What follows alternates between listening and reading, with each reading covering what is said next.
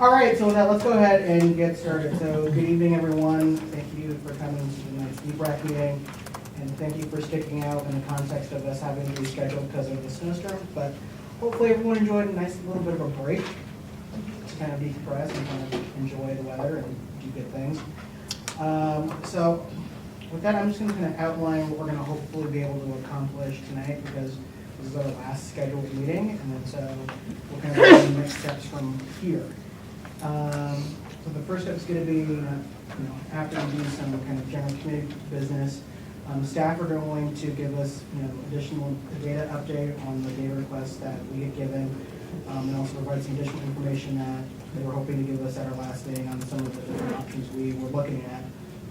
Staff will also are going to present to us some additional information on revised options that, based on our dot chart exercise 2 weeks ago, around areas where there was consensus or some questions or so. So we'll get all of that information tonight. But then the bulk of the meeting tonight will be for about a good hour and 15 minutes, will be broken up in a way for us to accomplish a couple of things.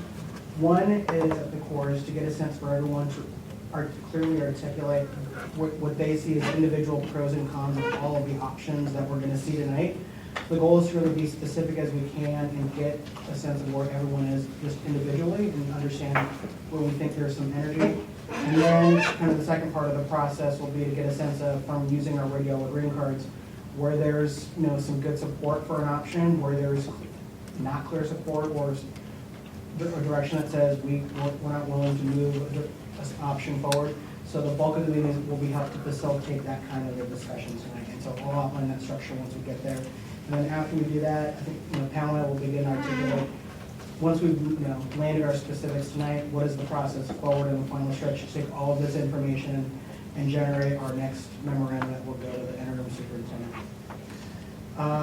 Okay, so with that, so we've got some immediate business. So in your folders, we have 4 sets of meeting notes that we need to get approved. So you should have meeting minutes from the 21st, the 30th, the 3rd, and the 2nd. So I know some folks who got here early got a chance to read them, but I'm going to be happy to take another couple minutes for folks that want to read through them now who haven't had a chance to do so. And if you've read through them and have comments or amendments where you're good to go, put your name card so we know that you're ready to get feedback on the documents as they come. So it being 6:17, we'll check in at no more than 6:22.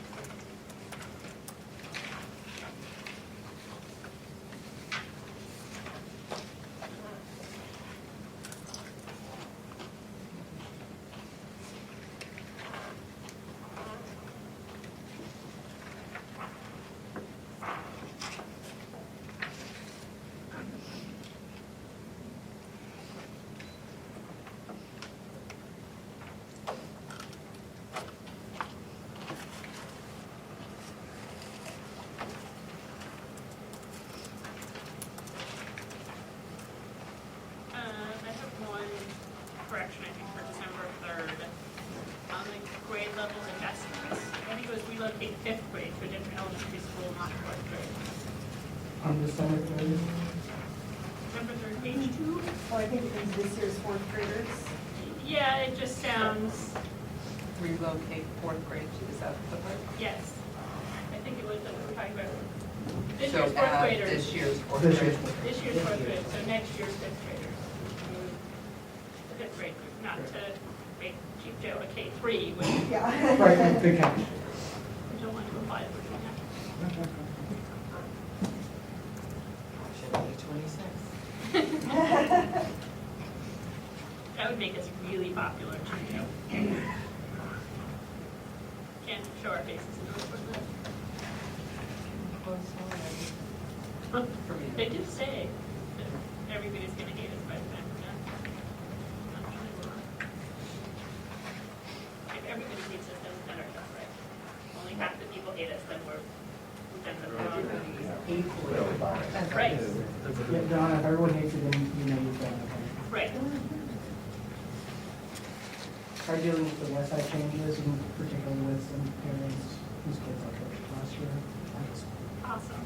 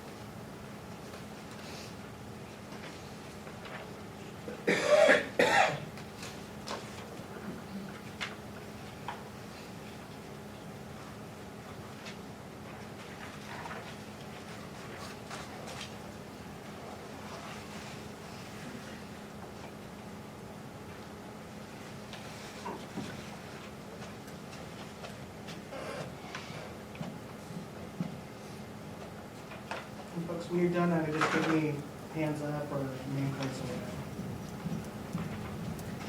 And if you're done with that reading, but others are still, just, there were a few more emails that came in Yep. in the last week or so, and the text of those is included behind the minutes. You wanna- and the one that just came in this morning was the last one.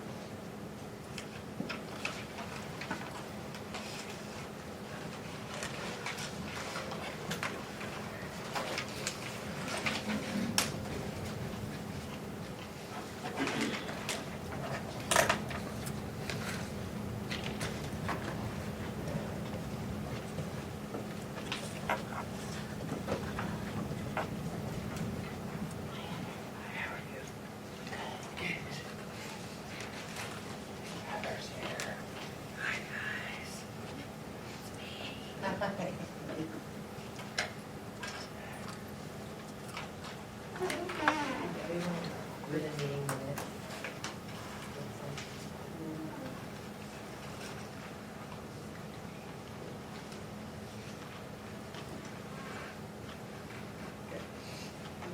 All right. Thank you very much for taking time to read through those. Okay, so let's go through. Are there any amendments or changes to the notes from the 21st of November? None? Okay, what about November 30th? None. December 3rd, Got one. in addition to the one that Johan identified. Right, an additional one, and December 7th. All right, okay, no other amendments with that. Motion to adopt all the meeting minutes from the 4 dates as amended. Seconded. And second, all those in favor, please say yes. Yes. Noes? Abstentions? Meeting notes adopted. Good. All right, with that, we'll take public comment? Appear to be public comment?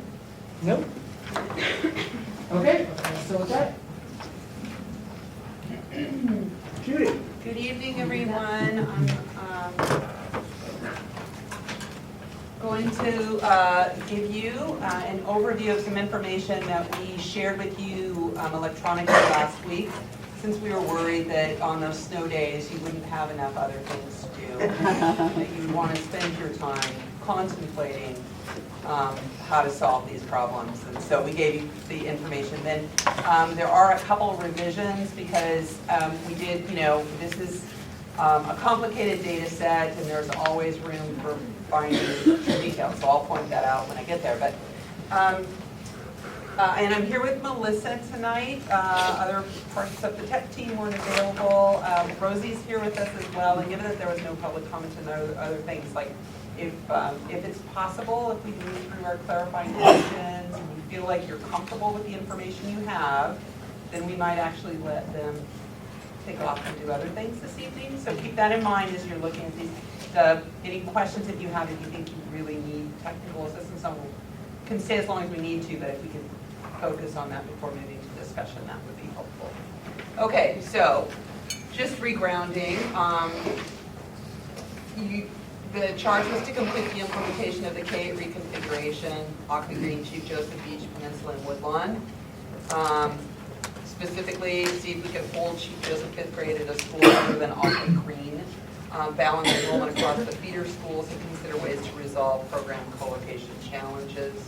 Some of the options that you've looked at today: boundary changes, DLI program move and boundary changes, individual student assignment, and short-term location for Chief Joseph 5th grade. Now, where are we on all these things? There was very strong interest in both option B and in option C, but concerns about moving forward at this time because, one, other schools need to be part of the planning and decision, specifically in regards to that DLI change. It was too regional. And certainly with the individual student assignment, we need to really consider the district-wide impacts and look at that district-wide. So what that leaves is options A and options D. And after a couple of meetings of discussing these things, at the end of your last meeting, you provided some suggestions back to staff for revisions. And what we're providing you tonight is new versions based on what you asked to see. So we're calling them A5. And that's the Kenton neighborhood boundary change between Chief Joseph and Peninsula. What you'll see tonight and what's in your packet. So let me actually just orient what's in the packet as we're going through it, because you may want to pull these out and have them available. You have a copy of the PowerPoint. And you also have a comparison sheet with some of our key performance indicators, the forecast enrollment next year, the first year of implementation. So this just drills down to 1 year of change and what the average enrollment per grade would be. Forecast enrollment in 2021 if we continue to implement whichever change we're discussing, and what the utilization of each school would be. That is the proportion of teachers who would normally have a classroom compared to classrooms in the building. The percent of racially historically underserved students and students in poverty who, as a reminder, would live in the neighborhood if this change was fully implemented this year, because all we know are neighborhood demographics for 1 year, so it's neighborhood, not school. Okay? So those are the key performance indicators, and they're broken down by a set of different changes. One, if we just stuck with the configuration that we have today. Two, if we did option A3, which you saw at the last meeting. The next is if we did option A5, which we're going to talk about, and if we did D1, which we're going to talk about, okay? In addition, under option A1, you've got some additional details, a sheet that looks like this, it's two-sided. It gives you that little sector map that helps you see the different sections. On this side, it shows you by geographic subsection the expected number of kindergarten students who would attend the neighborhood schools, so that already takes out kids who we expect would go to other schools. So this is just who we would expect to be enrolled in a neighborhood school.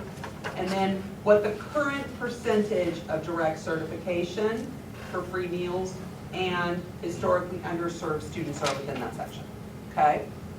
And then on the flip side, a little more detail about those incoming kindergartners and these different ways of combining different subsections, because that's what boundary changes basically are. You break up a boundary and you look at putting different pieces together in different schools, what the impact would be. This also gives you a breakdown of the number of kindergarten transfers that would be expected in a school. For example, with Beach, it includes transfers in for Spanish immersion. Okay. So these are some of the details that are underneath what I'm going to quickly walk you through. Okay.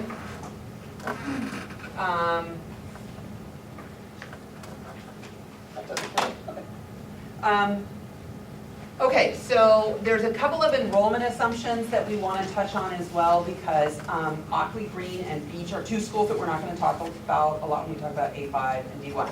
But I wanted to just revisit them and make it clear what enrollment assumptions are, like we're expecting, because we know that you care a lot about those schools, and you want to make sure that we're being as holistic as we need to be to prepare for next year. So, for Ockley Green, our assumption in the KPI sheet that you see is that the school will hold only grades 6 through 8 next year, and that we will manage transfers. By that I mean we won't assume that everybody who's in a feeder school this year will automatically have a seat at Ockley Green next year.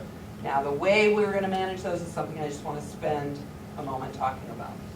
So it's some, but not all, of the 5th graders at the feeder schools who don't live in the Ockley Green boundary are allowed to attend Ockley Green. Which kids would that be? Well, there's a guarantee for kids who are in Spanish immersion, right? So even if you don't live in the Ockley Green feeder pattern, if you come into Beach Spanish immersion, you have a guarantee at Ockley Green, and we're counting those in the transfer numbers for next year. We know that there will be some students who are placed at Ockley Green based on their IEP for level of service, and we're assuming that those kids will be there as well, regardless of neighborhood. They don't come through the transfer process to do that.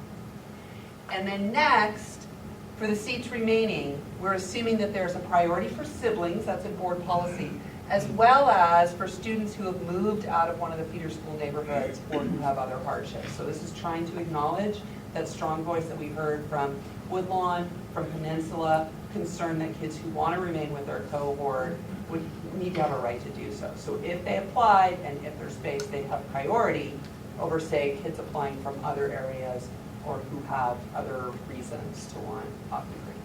Okay. So those are our assumptions. Here's how it works by numbers. Do you want to see the numbers, or do you want to talk about the assumptions? So who wouldn't be allowed to be in from the... So kids who used to live in the neighborhood have priority over those who just transferred into a school but didn't live there before. Okay, so kids who, for example, transferred into Peninsula Right, and continue to live outside. right. Would have less a chance of receiving a space than a student who used to live in a Peninsula neighborhood or who used to live in the Woodlawn neighborhood and has stayed at Woodlawn. And we know roughly what's your best estimate of No. how many would be screened out? No, I don't know. And I honestly don't. Like, I believe you. so. But we do know, and we've seen the data that we've tried to share with you, that there have been a number of transfers in. Peninsula used to have a lot of slots when neighborhood schools had lottery transfers in, so there were kids who were just choosing in. And we also know that there are some families who have had to move due to, in some cases, forced mobility. So the other way to do it. So let me show you this chart, and maybe this will help. So a high estimate, and this is consistent with what PSU would be forecasting, is if we just allowed all of the cohort kids to come in from 5th grade, there'd be 50 or more transfers in. And this assumes that some kids are going to make other choices. And then you wind up with 144 transfer kids in Ockley Green next year, because you already have kids staying for 7th grade and for 8th grade. They're already there, right? So the question is, how many more are we adding in, and how do we manage that in a way that it helps, sort of honor that kids have been a part of something, but also helps control enrollment at Ockley Green. Now, if we were to say nobody but our immersion students, special ed students, maybe a couple of siblings, that's it, nobody else gets into Ockley Green, you might be able to take it down as far as only 20 transfers in. So it's a 30 student difference. That's a whole classroom. That's the teacher plus. What we're offering you is something that would probably land at about 40 transfers. So maybe a little higher than we want to see in the long term. But keep in mind that we're still talking about cohorts of students. Well, we're talking about a couple of things. First of all, some of these kids are already at Ockley Green. They're there as Chief Joseph 5th graders. So they're already on campus. So one would assume that they would at least be able to stay for 6th grade without being told, sorry, because you don't live in the neighborhood, you have to leave. The question is, can you say that to, how many other students can you say that to? So the difference is about a 10 student difference if we were to go with this plan. And you can see the impact by looking at the KPIs. If we wind up with an Ockley Green enrollment next year of 584 students, a little higher than our target. And that's allowing for up to 40 transfers to these for graders. Okay. So what I think I'd like to do is just go on through this, and it would be helpful to have maybe some indication at some time of if this is an issue that you want to pursue a dialogue tonight, or you want us to stay tuned. That would be helpful. Because at this point, as I said, these are just kind of assumptions we want to make clear to you. We're making visible, transparent to anybody who's watching or following. Okay, regarding Beach, estimated enrollment next year, 464 students, with the majority of that continuing in Spanish immersion and 183 in the English only program. One thing to point out is that the Spanish immersion lottery this year for the entering kindergarten, there will be priority given to income eligible applicants. That's something that wasn't in place for the past years. So that's a start at helping those two classes have more income diversity within the students. That's both the students who are applying from the neighborhood and applying from outside the neighborhood. So that, I know one of the concerns was just the difference in size and what happens when you have cohorts that are so self-contained. And another was that there were pretty marked differences, particularly in income diversity between the two programs. So this is a starting way to address that without making other structural changes. It doesn't mean don't think about doing other things, but did want to let you know that that's going to be a component this year. And the continued conversation about the impact of co-location may be something that gets addressed during the budget process, because it has been raised as a priority within that dual language department. So that's all I know really right now about enrollment assumptions and mitigation for Beach, if there aren't any other changes that come through. Okay, so then I'd like to move into what we're calling option A. This came out of discussion with you a couple of weeks ago, where you were looking for something that met that test of minimal change and appeared to be somewhat sustainable. So this change takes the Kenton neighborhood, which on these maps is now number 4. I know that we've modified the numbering a little bit, so what you see on your set is numbered just for the areas that we're looking at now. So this is the little subsection 4. Moves from Chief Joseph, the current assignment, to Peninsula, beginning with kindergarten next year, approximately 13 kindergartners, if it's the same number as this year. Not a huge amount of change, enough change to achieve the goal of 2 kindergarten sections at Chief Joseph next year. Of course, you could expand that by adding it as a requirement for other grades. So kids who are currently kindergartners at Chief Joseph who live in that area could be required to go there, for example, for 1st grade, unless they had a sibling or something. Over time, it's about 78 students who would shift between the 2 schools. So here's what the enrollment would look like next year with an assumed Sizes for grades kindergarten, we don't know yet, the kids aren't here, this is the forecast, and then all of the other grades based on current students. And essentially, what we would change is move about 13 students from here to there, okay? From Chief Joseph over to Peninsula. So Kenton neighborhood again. The Peninsula School would be made up of sections 2, 3, and 4. That little section 2 that we had looked at moving before, we would keep at Peninsula.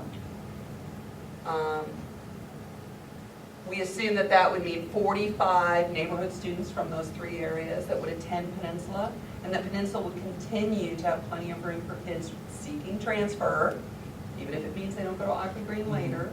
And so you can see a high number of kindergarten transfers in Peninsula. That's based on past experience. And remember, the kindergarten neighborhood numbers are based on a pretty low capture rate. So not very many neighborhood kids coming in, quite a few non-neighborhood kids coming in, getting to a kindergarten enrollment of 61 students. Quick clarifying question, the 13 kindergartners assumed in that section 4, does that account for kids who have older siblings older siblings already at Chief Joseph, like they would get a sibling priority? Not specifically, but it does assume a capture rate, so it assumes that some kids have already made other choices, and some of those choices may be to stay at Chief Joseph if they can, Okay. instead of going somewhere else. So we haven't done an exact count based on siblings, like we haven't polled families in that area to see who might have this. We also don't have data, and I'm not sure it's data we need, but just to point out, like, in 1st through 5, how many new students does a school or an area like that typically get? Is it a big mobile population there? So they're going to, if that area is assigned to Peninsula going forward, are there going to be 1st, 2nd, 3rd, 4th, 5th graders who are moving into that neighborhood who now go to Peninsula? Like, they wouldn't go to Chief Joseph. Right. That's correct. So there might be We more can research growth. that. Do you think we can research that, Melissa? Not maybe tomorrow, but. Yeah. I'm not No, sure that would it be a matters good so data much, point to but have going it's- forward. Yep, Well, I mean, thanks. we're talking about different, like 3, 4 kids or whatever, you know. Right. It seems like it is relevant. Right. And those kids who move in tend to have fewer options anyway. So with this as well, you see Chief Joseph going down to 53. Now, here's where those kindergarten transfers, there would be some siblings here. This number could be a little bit higher, right? Okay. So a little bit more about option A5. This compares current enrollment, Chief Joseph as a K-4 school, versus estimated enrollment next year in 2017, starting with 347 at Chief Joseph, and then really leveling out to 344. The forecast is for the Chief Joseph area not to be growing, and that may be an affordability issue in terms of families with school-age children, maybe even being priced out of the Chief Joseph area. Peninsula, on the other hand, grows to 284 next year, still small, but moving up to 328. And then you can also see the impact. Again, this assumes, this just models, if all of this change were in place with the neighborhood kids that we have this year, what the neighborhood population would be based on historically underserved races and free meals by direct certification. Now, I'm going to bring this back in a minute and show you a comparison so you can see how that compares to this year. It's also shown here on the KPI sheet. And you can see that there aren't any changes. Oh, I didn't get the Ockley Green updated on this. So that Ockley Green should be 584. We need to update that line. And no change for Beach. For Woodlawn with this plan. Okay, so just some observations, staff observations after we work this up for what it's worth. We see that neighborhood school enrollment parity improves over time. So now I just pulled this off the KPI sheet and I'm comparing Chief Joseph and Peninsula, but you can scan down at the other schools as well. As a reminder, 330 is our target for a 2-section K-5. Now, section K-5 isn't the preferred model that D-BRAC expressed as highest value, but recall, we don't have enough students to generate 3 sections across all schools. When you have closer to the target number, you're really able to sort of maximize the staff you have to meet the program that we can provide. So you see the enrollment moving closer together, so that closer to parity, more schools getting closer to that in that range of 330. Another observation, again, that Chief Joseph is receiving minimal change, but sufficient to return to a K-5 next year, we believe. And Peninsula is doing that incremental growth. You could recommend additional grades for immediate boundary change, but you can see that just at the kindergarten level, you're just, flipping and moving the direction in a small incremental way. One thing to be mindful of is that bus routes would need to shift from Chief Joseph to Peninsula. Kids from Kenton are bused to Chief Joseph now. The buses would move in another direction. We would keep buses for at least 1 year for the older students. That's PPS practice. Peninsula, if you recall, currently has no neighborhood buses, so that's something that they would add. And then I think, so this is a staff observation, again, for what it's worth. Additional boundary changes could happen in or out of Peninsula or Chief Joseph, other schools, and it's likely that you could do those things, accomplish those things without needing to move Kenton again. Now, that could be wrong, that's not but that's just an observation.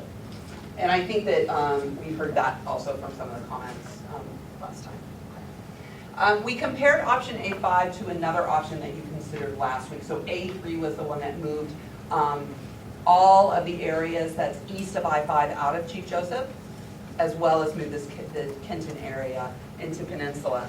And those things are compared on your KPI sheet, and then just a little bit of detail here. Chief Joseph in A3 sees much more rapid boundary change, so it gets smaller faster, but we notice over time, if it stays in that direction, given that real flat line forecast, it actually winds up being a school of 264. So we're replicating the problem. Now, it's at this level a higher income school than Peninsula is, so maybe a little more able to withstand the pressures of low enrollment than a higher poverty school, but we're still moving in a direction that we typically not want to encourage. So that might mean that you would actually have to go and undo the change or do something else to make Chief Joseph bigger. You make it really small and then you have to turn around and make it bigger. You also see with that one a greater change in the rate of historically underserved students. So the difference in what happens with Chief Joseph under these different. So here's the current rate of 32.8% of resident students that are historically underserved race. And that would go down to 26%. It would go down to 30.1% in option A5.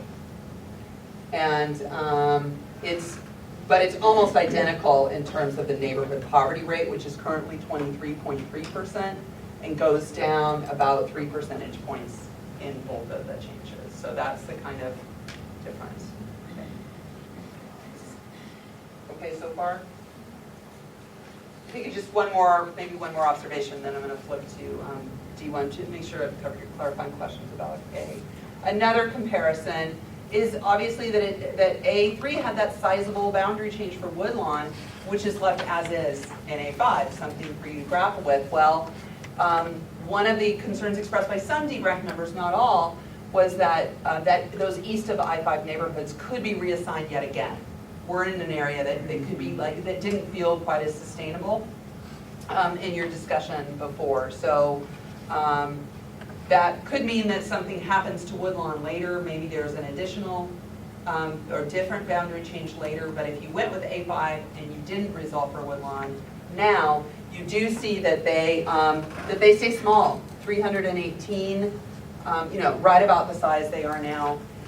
That's assuming that low capture rate continues through time. So another way for Woodlawn to grow is to increase the neighborhood capture rate, which is growing now at the lower grades, but hasn't been sustainable enough to really move the bar in terms of the long-term forecast. Okay. Yeah, so that's just some observations about what we found with A5. Any questions, any of the issues around this boundary change that are popping in your mind that you think we should have addressed, or make sure we do now? You can tell me if this is the wrong time for this question, but I noticed with the A5 that Peninsula's kindergarten enrollment is around 61. So I just was wondering about that number. Does that mean 2 sections, 3 sections of kindergarten? And is that an acceptable number? So they would qualify for 3 kindergarten sections. If that number were sustained over time, it would be 2 large first grade, second grade sections. Depending on their funding, with Title I and additional dollars, they may choose to fund for a lower class size and keep the class size longer where they could. But sometimes schools have to trade off other supports or electives to do that. Great. Okay, so D1, this is another way of looking at change that again is just focused on Chief Joseph and Peninsula. And instead of boundary change, you asked us to look at having the students who are currently 4th grade at Chief Joseph become part of Peninsula next year for 5th grade. So it's 52 students. Clearly Peninsula has enough space. There's 28 classrooms there. They had 18 FTE this year. So it's not a will they fit question. That would free up 2 classrooms at Chief Joseph. So that means everybody else has room as a K4. Couple of things. It's about just over a mile from Peninsula to Chief Joseph. Now that's not where all the kids live. That's just where the buildings are. But the bus, so you would have kids bused, right? You would have to bus kids from the whole Chief Joseph area into Peninsula, not from a discrete neighborhood, but from all neighborhoods. So you're busing kids, some kids into Chief Joseph, and more kids from Chief Joseph into Peninsula as part of that change. And as a reminder, it would mean that the 5th graders then move again to Ockley Green Middle School for 2018 for 6th grade. So there was that chart again of what the projected enrollment is for next year, and what we're essentially saying is take all of these students, all 52 of those, and move them over there. Here's what the projections would look like. You see Chief Joseph in the Peninsula in the orange, Chief Joseph in the blue. Instead of having 43 5th graders, they would have 95 at Chief Joseph. Instead of having 52 5th graders, they would have 0. 323 students across the schools versus 308. And that's assuming that they all go. I would hazard that some of them wouldn't go, or I mean numbers always change, so keep that in mind. Was that Sheila? Oh, I'm sorry, they couldn't say it to CJ, they couldn't say it to CJ. No, but they may just make other choices.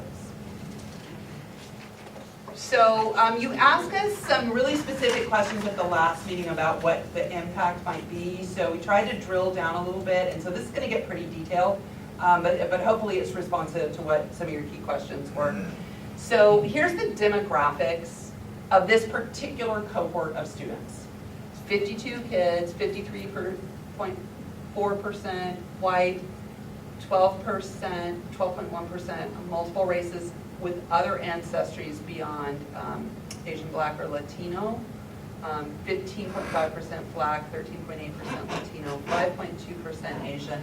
We have no students in that cohort who are Native American or Pacific Islander. And then 70.7% of the students in that cohort do not qualify for free meals, right? So about 30% do, 70%. Okay. So what happens with the move? Well, Chief Joseph stays a K4, right? It's K4 this year, it'll be a K4 next year. But it's likely that additional changes will come to Chief Joseph after that, right? So it gives you another holding year, but it doesn't give you a sense of what comes next. Peninsula does gain students for 1 year. That doesn't necessarily build long-term community. They're there at the top, and then they're likely gone after that. The demographic impact is hard to determine, even though we're going to try really hard with you. We'll exhaust you with our trying, but it is difficult in part because we've got this unknown kindergarten, right? So we really don't forecast demographics for the next year. We don't assume to know. Even for Title I status, we wait and count the real kids when they come in. We use this year to qualify for next year, but we don't assume, we just assume everything's the same. And that's not always the case, especially with incoming kindergarten, especially in the changing dynamics related to housing, income, and other things that are happening in North Fork. We do think that would likely impact Title I status if we were to make this change. And that's because a couple of things. First of all, 70% of Chief Joseph fifth graders do not qualify for free meals. Okay, so that's a pretty high percentage. And Peninsula K-5 is currently only just within 1 point of the Title I cutoff.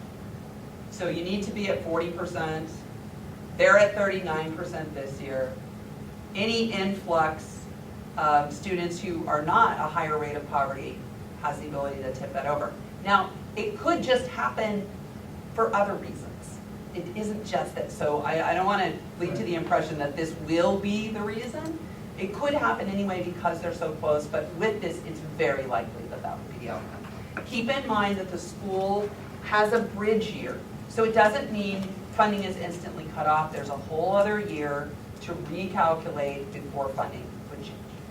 It looks like Scott has his hand up.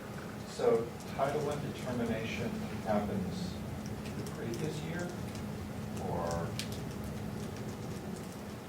So yes, so the current year's, your current year ratio of students who qualify for free meals determines whether you will continue to receive or not receive Title I funds the next year. So if in 2017 at Peninsula they were below 40% free meals, they would keep Title I funding for 2017, they wouldn't lose it in that year. They would keep it in 2018, that would be their bridge year, but if something else didn't change, in 2019 they would no longer receive those funds. So you don't have to answer this, but if in 2 years we do this crazy mashup of boundaries, how do we determine which schools are going to be Title Well, the best that we can do, Scott, is the analysis that we're trying to do with you now, where we look at what the impact would be. I? A little bit of a rhetorical question. I mean, okay. Okay, so this is, again, and if you really don't want me to do this, I won't, but we wanted to just give you a little bit more detail on racially what the demographics would look like. And we're estimating those fifth graders coming in. It's not a really significant difference in the racial composition of the whole school. Maybe 1 to 2 percentage point shift. But here's what it would look like. So this is the Title I piece again. Based on the current K-4 population, we estimated next year's percent in poverty, which is difficult to predict because we don't have next year's kindergarten. So use 2 methods. If next year's kindergarten looks the same as the overall K-4, or if next year's K-5 looks more just like this year's kindergarten, okay? So we really tried to do estimating.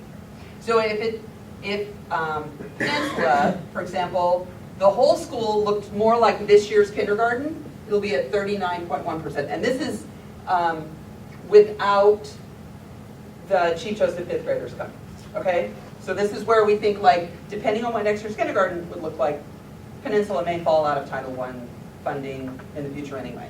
But If the K-4 trend this year continues, so higher poverty year kindergarten next year, they would stay in that status. And here's what it would be for Chief Joseph. Now, if we apply these additional 52 fifth graders, 70% not qualifying for free and reduced meals, you can see that these numbers shift down even further. So you're pretty far below that status, and you do go from below that status here. So that's what leads us to believe that it's likely to have an impact, with the caveat that that impact is very close. Okay. Can I ask a question? Yes. We mentioned previously that there was the possibility also for a waiver for the Title I. If I'm understanding correctly, like if for whatever reason Title I status was impacted by revisions made by the committee, that the school would have the option to pursue that, or is that, am I misunderstanding? Well, it's a federal program, and Right. it's based on certain criteria, and however you get there is how you get there. Okay. But what we do offer is that bridge year. Right, so that's the only sort of, okay. And if I could just say, the district controls, makes decisions about which schools are eligible for Title I. Sure.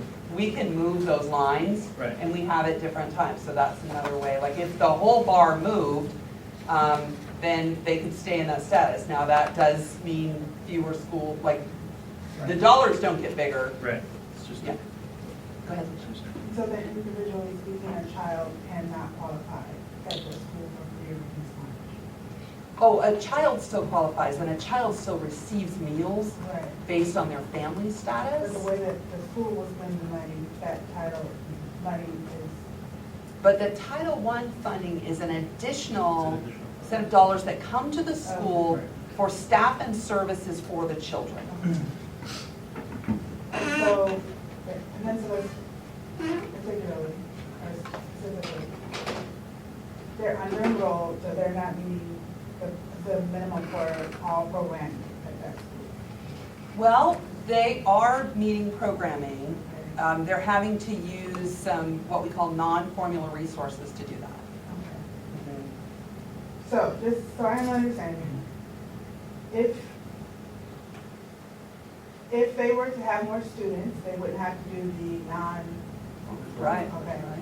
And if they reach full capacity, then they also could lose Title funding. Well, if this particular set of students were transferred to there, Right. that would knock them under this year's threshold for Title And get them to be at full utilization? Or- Well, I mean, in this particular plan, no, it Okay. gets them up to 323 students for 1 year. It doesn't solve them beyond that 1 year. Okay. But I think that you hit on something really important, is that growing is a good thing, in that it means you can maximize the use of the funds available to you through the general fund, but growth and change can compromise other supports you receive, such as Title I. Okay. Oh, good. Those slides then. Okay. So that was everything that we had for D1. Any other questions about that particular plan? Just Sheila? Just so I'm clear, these kids are at Chief Joseph right now. I mean, you know, we don't, as a cohort, they have been at Chief Joseph. Well, it does include students who began at Ockley Green when it was a K-8. In fact, I was reminded by reading the email message that came into PPS Grows today, kids who started when it still had pre-K. So pre-K in 2011 into Ockley Green focus option, stayed there for kindergarten, first grade, moved to Chief Joseph as part of the merger. It is that cohort that had a larger number of transfer students. And that merger, just remind me when that 2013. in 2013. So they might have been Ockley Green as K first graders, second graders. Yes, K and 1, and then 2, 3, 4 at Chief Joseph. Okay. And Yes. So, I think next it moves to you all. We did send this out last week, gave you a few questions to contemplate. I know you heard back from one. I don't know if you heard back from any other members. Any other clarifying questions for staff at this time? Well, thanks for your attention on that. I hope it was helpful. Thanks for pulling a lot of these specific metrics. This is helpful. Okay, so we're pretty much on schedule, I think. So for the next, about hour and 15 minutes, this is kind of where we're going to start talking about. So here's the next part of the exercise. Is we're breaking it into two parts. First is because I want everyone to be able to take about 10, maybe 15 minutes to kind of look through the information that we've gotten on A3 and A5 and, version D1. And then kind of think through of the information that we've gotten tonight. Do your own thinking in terms of, thinking through the perspective of, what's the pro or benefit for that, option, should we choose to advance it for staff to consider with the superintendent? And what are kind of the cons or the concerns that you would have about that? And so you can think about this in a couple of ways, beyond, in addition to what I'm going to say, which is, one, explicitly think through a racial equity lens, who are the impacted communities, pro and con. We also know we've got a lot of folks here, some folks here who were both on the first go-around at D-BRAC, so understand some part of that history. Some other folks have been involved in a lot of other processes that have impacted this part of Portland before. So feel free to bring that piece of context to the table, because one of the things we realize is there's a lot of information that we have. We want to use this as the venue to kind of share all that together so we can hear explicitly how do we really land some kind of really thoughtful recommendation given the history of this particular community, and it's a chance for us to get more on the same thing in terms of what we're working on. So that'll be about 10 or 15 minutes. And then the next part of it is, because there are three options, there's A3, A5, and D1, what we would like to do is to spend roughly about 20 minutes on each of those options. And so what we'll do is 20 minutes will be reserved for each option to talk through. Each person will get a chance to share their pros or cons for each of them. And then I'll explain kind of how we're going to facilitate that part of the discussion. So it'd be 7:06, 7:07, so we'll check back at around 7:15 and see where folks are, if they need another 5 minutes. And we'll go from there. Jason, would you like people to turn their cards up if they do complete the exercise? Yeah, if you feel like you're ready to go, put your card up. Thank you for catching it. And this is individually, so that you can get a sense to just wrestle with the information we've got on there.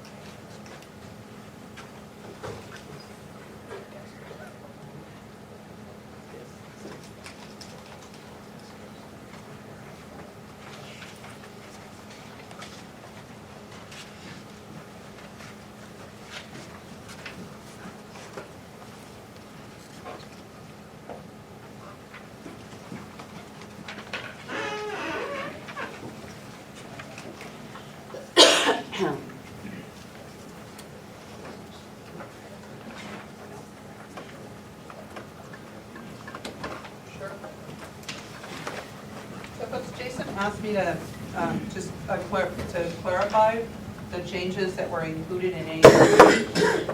So A3 was an option that you looked at last week. And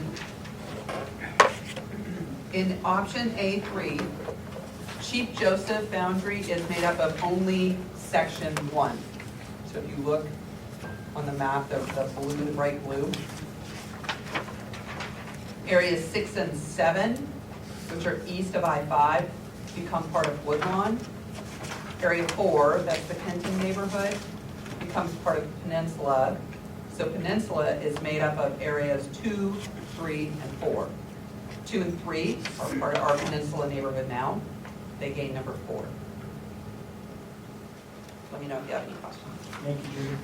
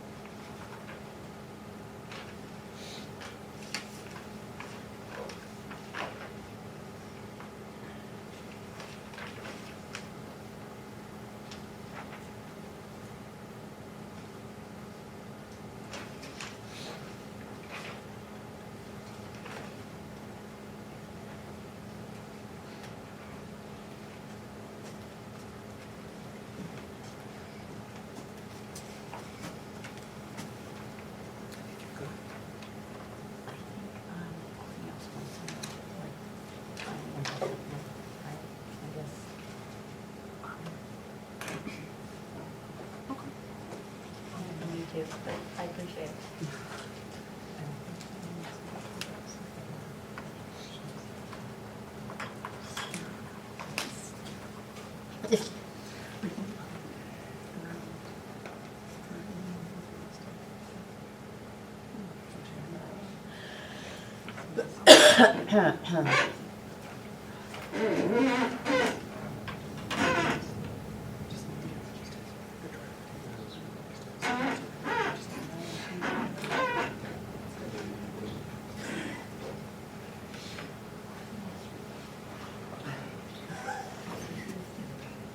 that what you did? I thought my first. On Sunday, I put my brand new Pixel phone in washing machine. I didn't realize till like 10 minutes later, I'm upstairs doing dishes. Is that like the actually call, phone? Oh. Then I spent all night thinking, where is it by the insurance, because I'm so cheap. I was talking about it. I did buy the insurance, but yeah, but it ran for a whole day before it started. It was a bad moment. My son's an IT guy. He gave me a bunch of different journals and different things throughout the years. It's not like, I don't know, it doesn't work. Like, did you get a black mark? No. And I think I would say, let me look at it. He's like, somehow there's a sensor that when it's gotten wet, it goes off. So, you cannot hold that up. So just wanted to do a process check. Do folks, I see some print up there, still some folks writing, and kind of taking some notes down. If we grant another about 5 more minutes, will that allow everyone to? Okay. So we'll pick back up at 7:25. So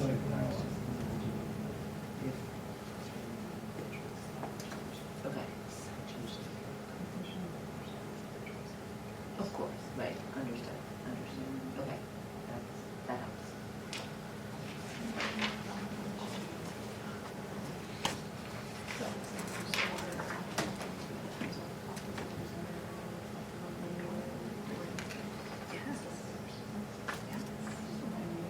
Thank you.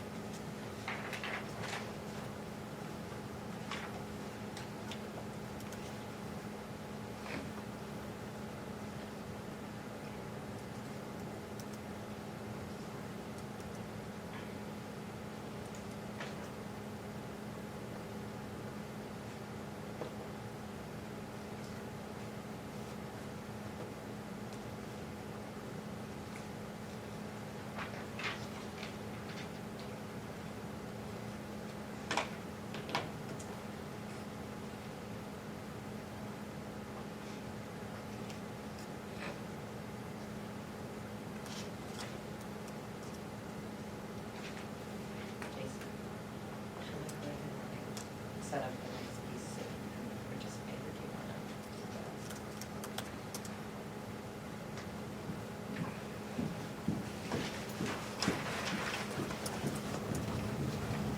So the next piece.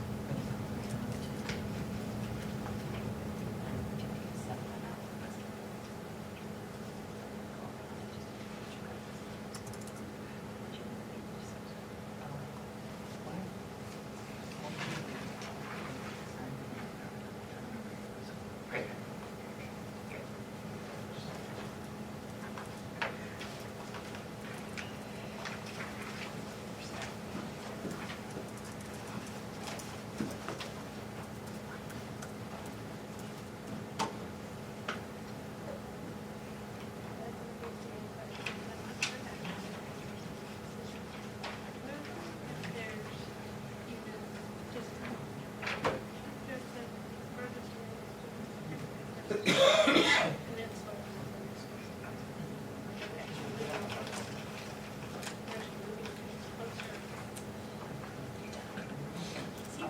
You have questions?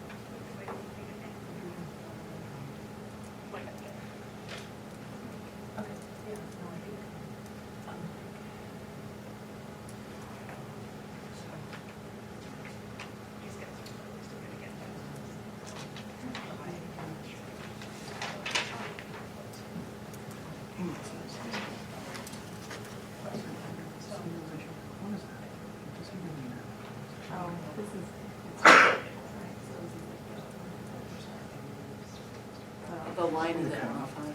Yeah. Okay. That's the cutoff, okay. So just focus on using the actual grade bars. Okay. Okay. So that's building those we should please be.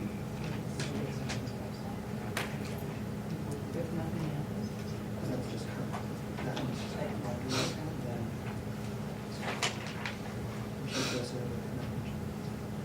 that if the chief just states that. Yeah, primary, we were kind of in that, and the one, oh, so the 105 was just below.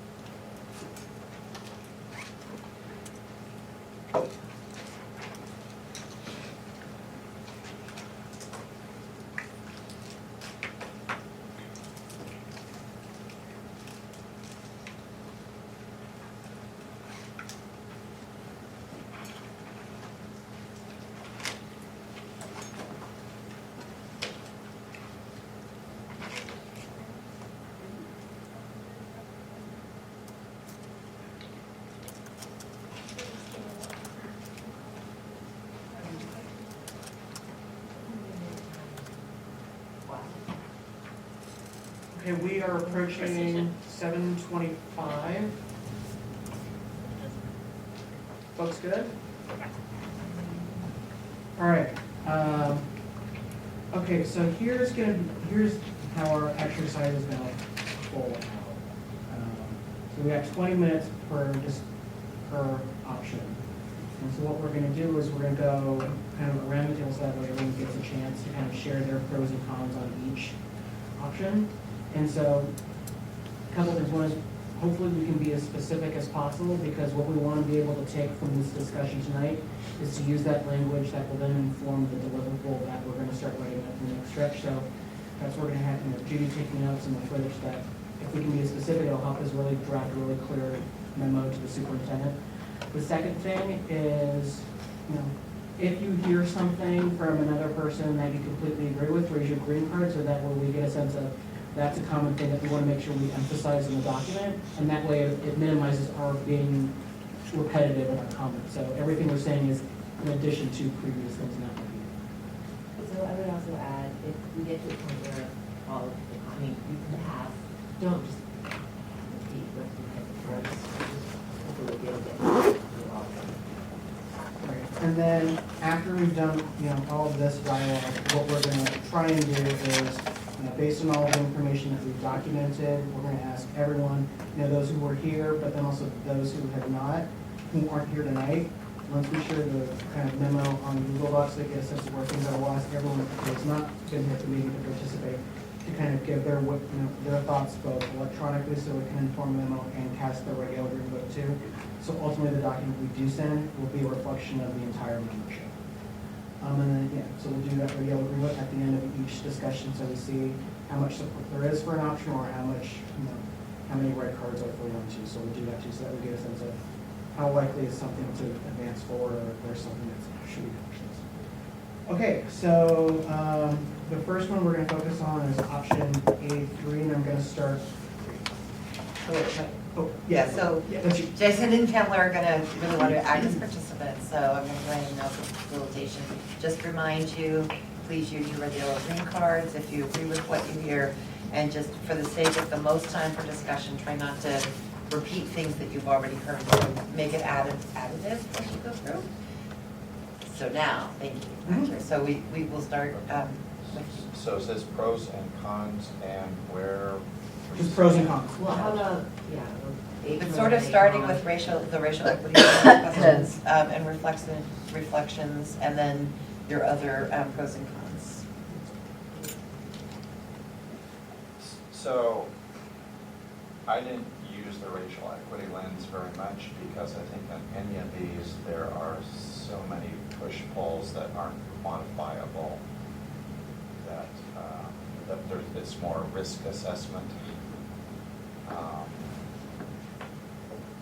So I'll list a con here, the risk, does the boundary change?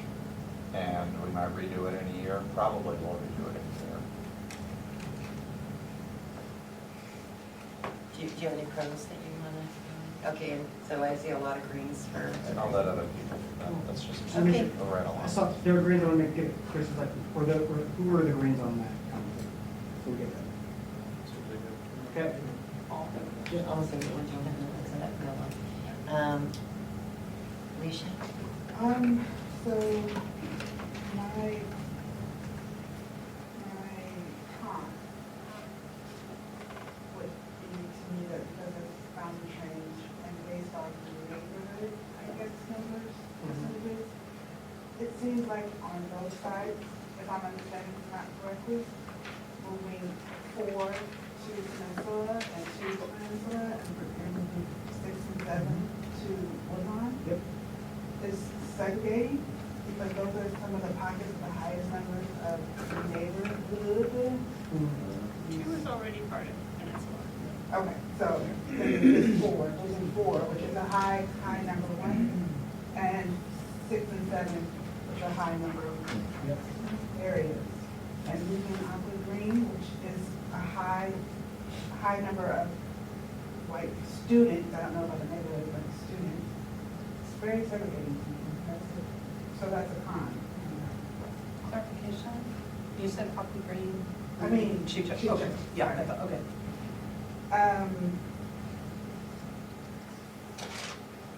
And so wait, I see one green, anyone else? Okay. Shared concern. And so then that also, again, some of these are, I'm not clear on what has been said before. So this next one about the immersion program, if I'm understanding it correctly, that also means that those kindergartners that would be starting at Woodlawn and Peninsula would not be, wouldn't have access to the immersion program It doesn't change access to immersion. at all? At all. Okay, Yeah. because we're not moving the kindergartners. No, one way or another, every child who lives in this area, who wants immersion, They'll be has able to go regional to- preference into Beach Okay. or Cesar Chavez. Okay. All right, so that's the only con. Thank you. If there is a pro, it might be that it would be maybe building enrollment at Woodlawn. Okay, yeah, that's a possibility. Thank you, Alicia. Beth? And the same con, seeing the enrollment boost to Peninsula, or the pro, excuse me, at Peninsula Woodlawn. The only thing I have in my cons that I haven't seen yet is, or heard yet, is I'd be concerned that it reduces the size of Chief Joseph too much. Is that on anyone else's That was list only or shared 41. concern? Only 41 incoming kindergartners predicted. So generally, Yeah. a couple of yellows and, thank you. Oh, and I'm sorry. that's right. I'm sorry. Another con I have is that the same awkward class size question I brought up before, does it make Peninsula and Woodlawn a difficult class size for staffing efficiency at like just over 60 kids coming into those two programs? Anybody else have thought of that or, okay, Jason have a concern as well. Thank you, Bob. I Katie? just have the same pro, I don't really have much else to add. Thank you. Sheila, did you have anything that hasn't been? The pro would be utilize the space better, Peninsula and Woodlawn, and faster change, faster relief for Chief Joe. The cons I had have already been. Okay. Can you explain faster, I think? Well, I'm sorry, I was comparing A3 and A5. Gentlemen, Thank you. I wrote them up that way in front of us. Jason, do you have anything to add to that? Everything's up there that I jotted down, so I'm good. Did anyone else have anything that came up that, yeah? And so I think Scott referenced the potential for change. Another piece of that is limiting the ability of the committee to make different changes. Going forward, Yeah. Is that a con? That's a con. Okay. That either we make repeated change or we are limited in what we can do in the future. Okay, that looks like everyone shares that concern.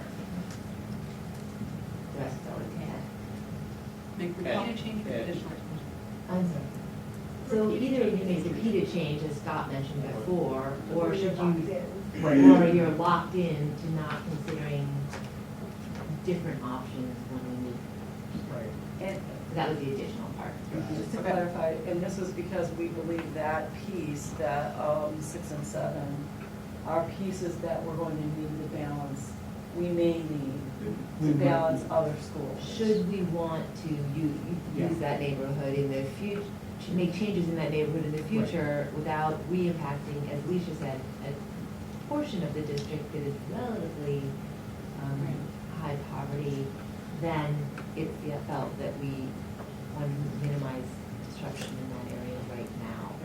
And again, quite a few grades for, I think all of it is problematic, not just 6 and 7.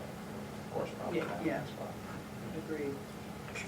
So Paul, you look like you had something that you wanted to say. Well, yes, I really do agree with Scott's con, but to that, I would like to add that if we are going to be changing these areas a year or two in the future, we're going to be re-traumatizing a significantly historically underserved, significantly high, low SES. So using the racial equity Yes. lens, you're So- acknowledging that the changes could be specific. Great, okay, see. Although 6 Um, and 7 are the lowest poverty, 6 and 7 are the lowest poverty segments. But a high population of historically underserved. And so I'm just gonna ask the other three, was there anything to add to the list that you've heard? Because if not, then we can talk about how much discussion there needs to be. This looked like a fairly strong consensus on what the pros and cons were. Did you have something, Joanna, that you think was? I'm not sure it's captured enough in the pros. I think it's one where attention that we talked about before, acknowledging the existing trauma and difficulty for these schools. Like, yes, change might traumatize them, but are they being traumatized right now by their school not having what they Yep. need? In order to make change, you have to make change. Right, and so I think a pro is, and A3 is not the one I would pick, but a pro in general of A3 is that it does actually solve some of these enrollment Starts the problems. process. Yeah. And I think we can't get stuck in avoiding change for fear of trauma when there's already trauma happening.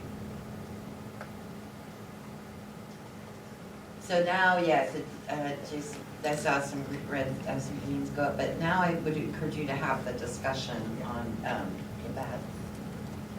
I have a pro, which is compared to D, it's easier to shift kindergartners who haven't started school than Than an to existing. move kids already in school. Yep. I just wanted to, from the process piece, also acknowledge John's point on this tension of change and the issue around the trauma and the students community back in. Not only is whether it's a pro or con, but I think the point thinking that as Pamela and I are drafting the memo that we need to acknowledge on the front of it, one of the contextual pieces that frames how we're going to land on whatever recommendations. And not only just acknowledging him or recommendations, but as a central thing that the district and the board need to consider when whether or not to really pursue some kind of change in the district. So just wanted to note that too, it's something that we've heard a lot. Certainly heard a lot of call from parents to change things. We've heard both, Exactly, Right. yep. but I don't think we wanted to say it's only one. It's Correct. clearly both.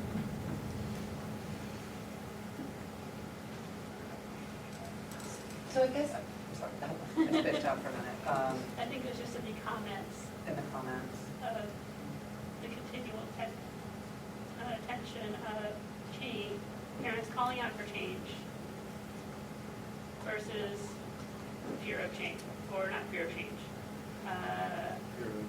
fear of impact of change so let me ask you. from parents. Like, that's something we've heard from the community. And mixed in with or not, we know change needs to happen, just do something sustainable. Right. Right. So I'm wondering, how would you define the circumstances that would be relieved? You know, because you were saying they're already experiencing trauma, so I wondered, well, how do you define those circumstances that need to be addressed? And then just so we can sort of have a good sense of what those are. I think my impression is that Peninsula is feeling a lot of trauma around fear of change coming, and in some ways they would rather have it here now and know what it looks like. Fear of an under-enrolled school and what that means in terms of viability long-term. And I think those are traumatizing for communities, that uncertainty. So I'm just wondering if we can make a distinction between how we talk about how historically underserved communities of color experience trauma over, just so we're clear about sort of those levels that I, totally hear you. I don't know if that's helpful, but that feels like like a pulling apart a little about that conversation. So that levels of discomfort, levels of, just so we're using the words maybe more precisely to have a good sense of that. Just, yeah.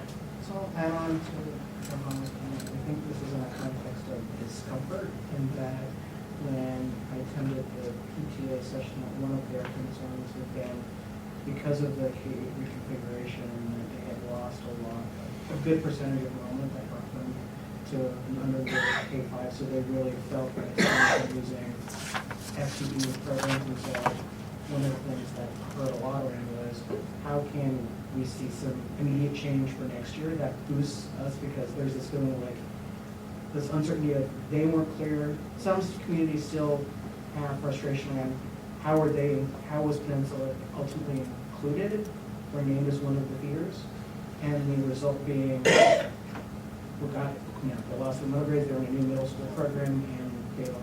So there's still some resentment from the community that experienced that in this year one of that change. And so they're looking for here's what we used to have, are we ever gonna get it back in some form?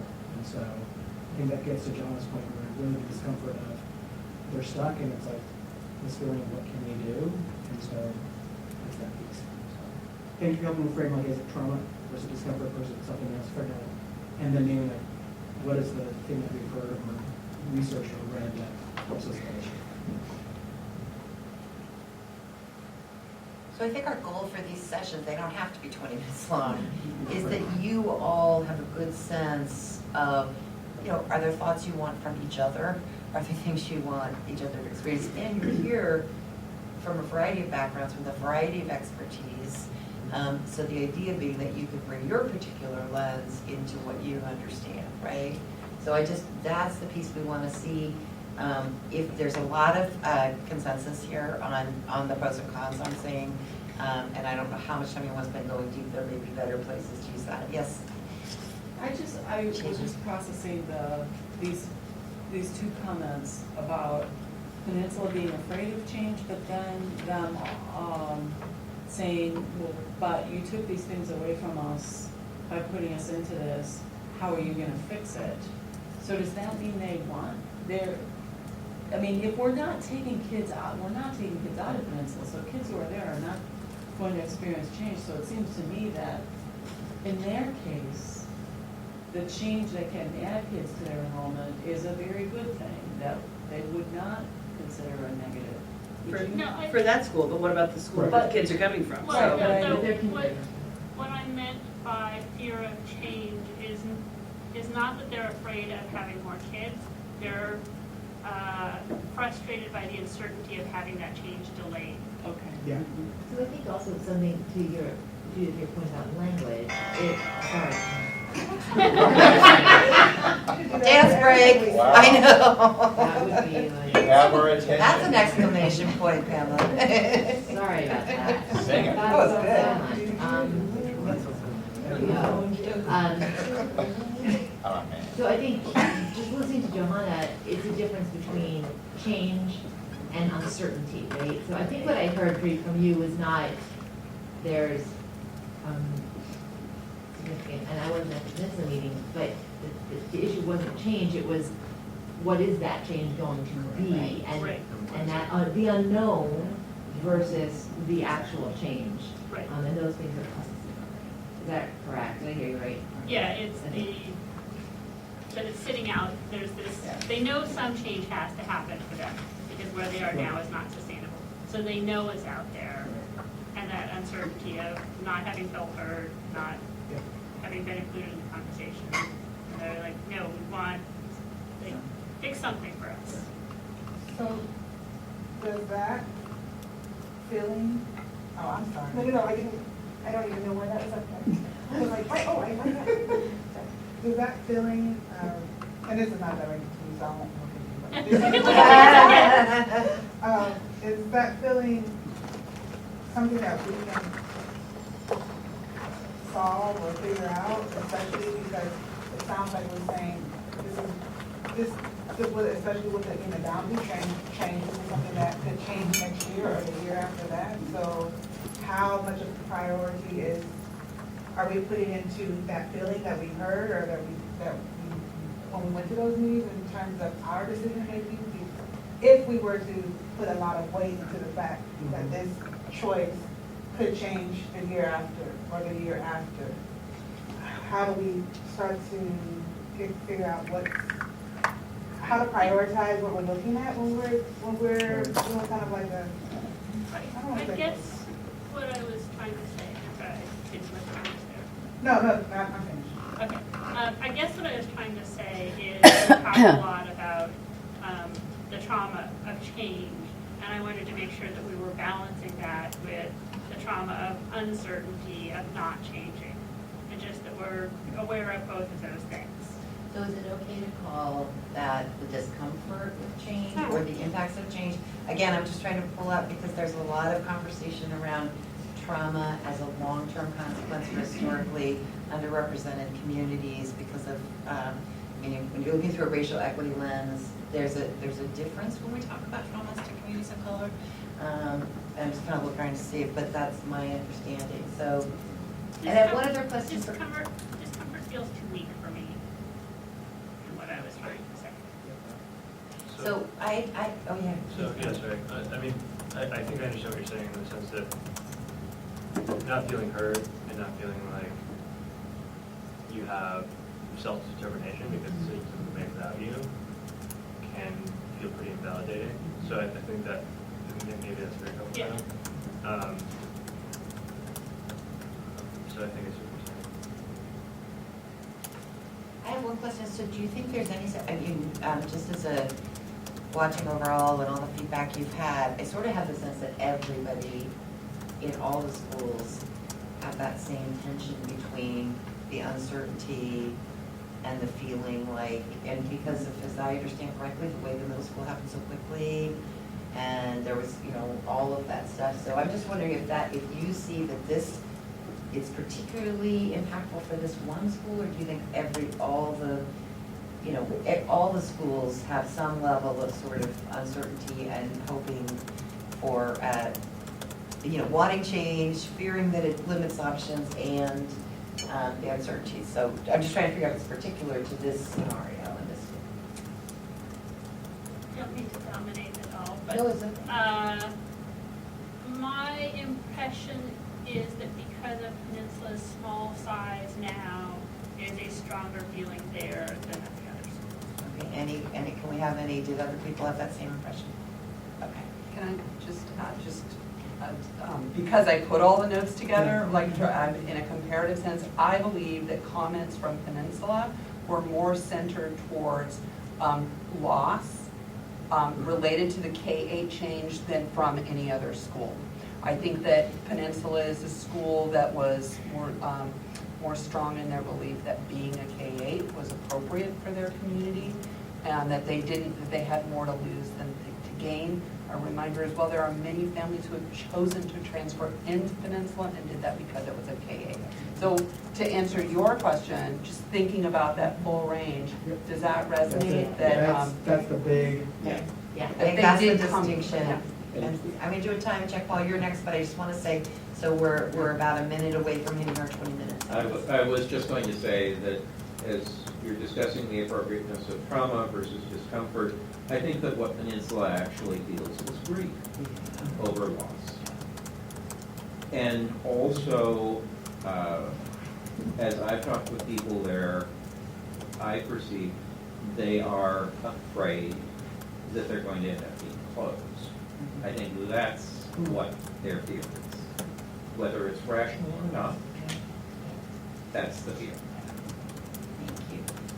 So, yes, Scott? I want us to move forward. I That was think good. it's fine talking about feelings, but I think it's really gross generalization about how a community feels. And I don't think it's moving our decision making forward. A lot of people feel crappy about this for a whole lot of reasons. And we are gonna move forward as God, but I also just wanna say what I heard was different. What I heard was a processing of what people have heard from the parents. And so it is a growth, but there were, people are trying to understand those levels. So now, we're gonna move on to the next scenario. Well, Oh, before we yes. do that, we have that last step, which is the red yellow green on where do folks stand on whether or not to move this, to support moving this option forward as one of the ways we could do it. So what I'm asking is, Do we want to do that? Can we do that? Yeah, okay. Yeah, You want that's me what to- I You all thought. did it. All right. Yeah. Cool, Okay. okay. So, Hopefully it's-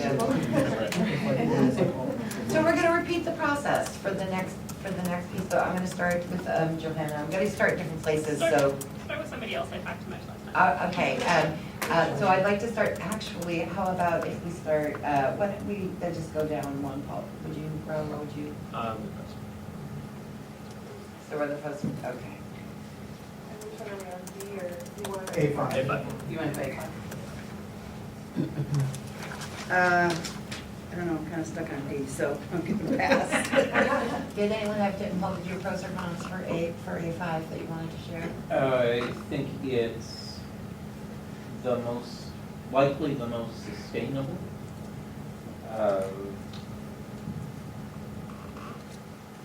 I'm seeing some green cards of agreement. And is there, that's okay. Yeah. Pros or cons, Pam, on A5? Compared to A3, there was less.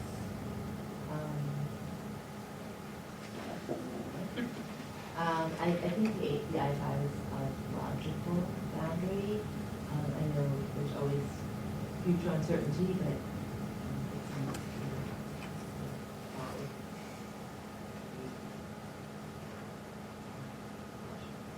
And I think it achieves our objective in terms of size of Chief size objective. I mean, that we could get to kindergarten. I mean, from the data presented, it looks as if we would achieve the two kindergarten as identified by the principal as what it needed to help. Jason, did you have any pros and cons? Pros is I do think it is a sustainable option. The regular card's handy. And it does address this plan. It allows for Chief Joseph to be within the reason of the building utilization at least for 1 year. My one concern is it is still a boundary change, so I still have this unresolved question of, are we in fact going to change this boundary line down something we move to these proposed these? It's the same with the. So that's a con. Yeah, anybody else have, okay, so agrees on that. Sheila, did you have any pros and cons? A con is that Woodlawn is still smaller than 330 and could still hold a lot more kids. But I want to also say a pro of this, this isn't a pro of the scenario, but it's a pro of this analysis. And the instability and the fear that, oh, this is a good illustration of the potential benefits of the soft program. Okay. We have that as an endorsement for a larger conversation. Did you have any thoughts?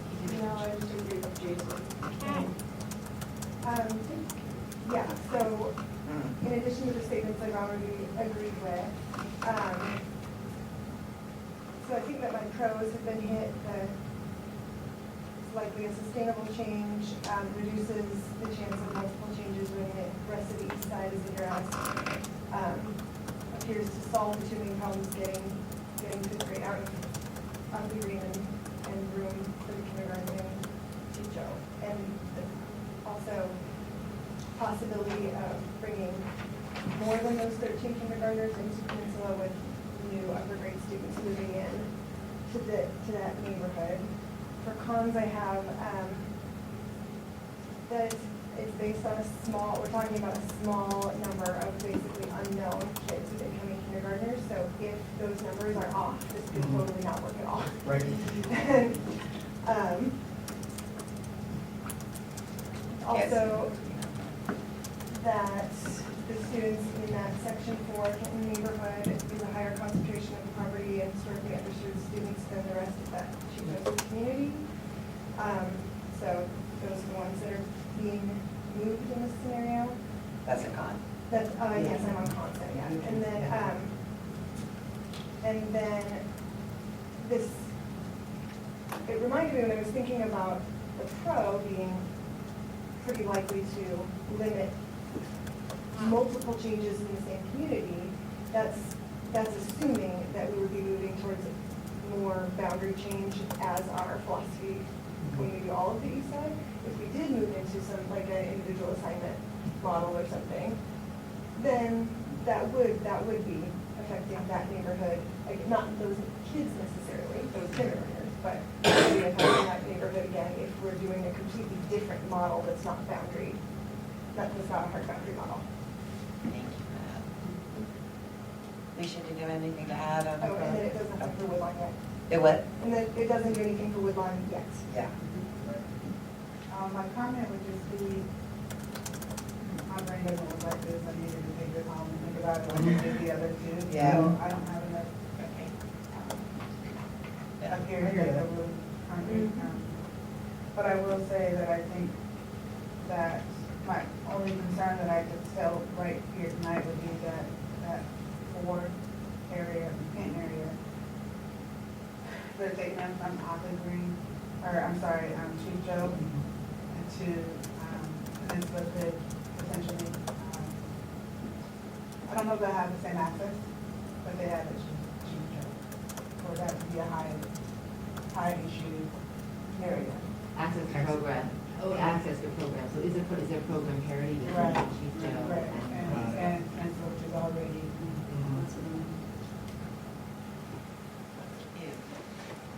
Scott, do you have anything you didn't hear?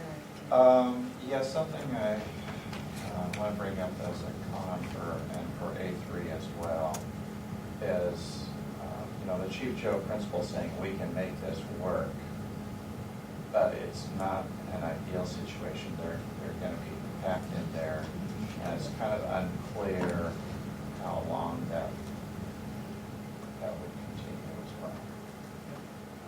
But for the most part, A3 and A5 to me have roughly the same pros and cons with little twists of, you might have too small a kindergarten and one that Chief Joe or too big in the other.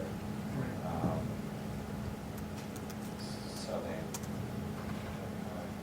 match up in otherwise.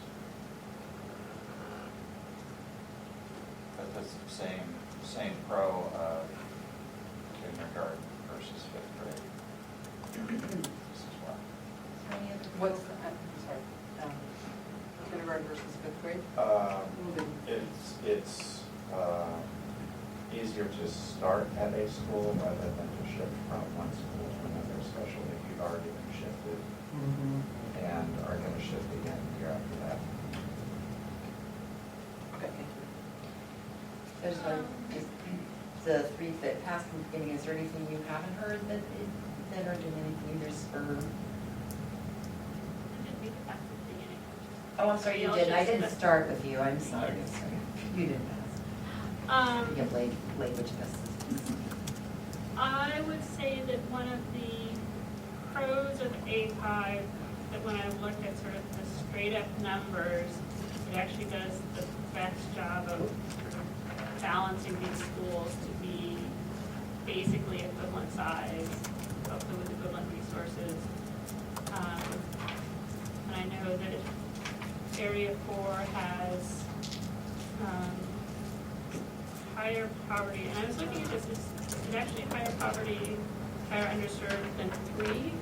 And if so, is that going to likely to protect their Title I status on some? That's a question. Yeah.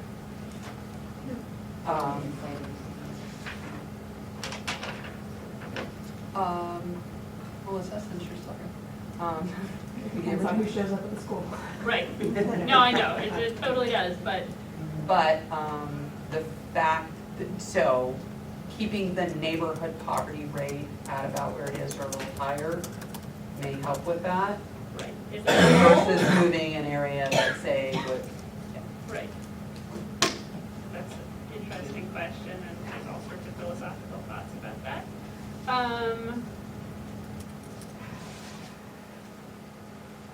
Looking at distances, it might actually move some kids closer to Peninsula than Chief Joseph. Kids are moving in Kenton. Still much. And So- I think of them this, some students are moving to closer to that. yeah. We lost an S there. Okay. Just check this.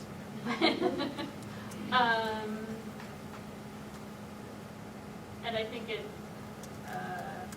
protects Area 6 and 7 so that when we do have to do things to them later, which, given MLK Junior, Boise Elliott, that whole mess that looks like a gerrymandered district needs to be addressed, we will have that capacity without feeling.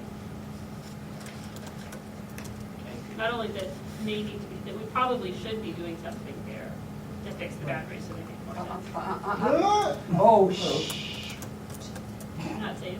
Oh, it's 8 o'clock. It'll save it. It'll save it. But it's just, that's all there. Maybe. So while we're I waiting didn't for even that. see the pop-up. Did anybody see the pop-up? No. So, yeah, Joy, did you want to? Oh, no, I just You were, was yeah, agreeing agreeing with with that, that, Area yeah. 6 and 7.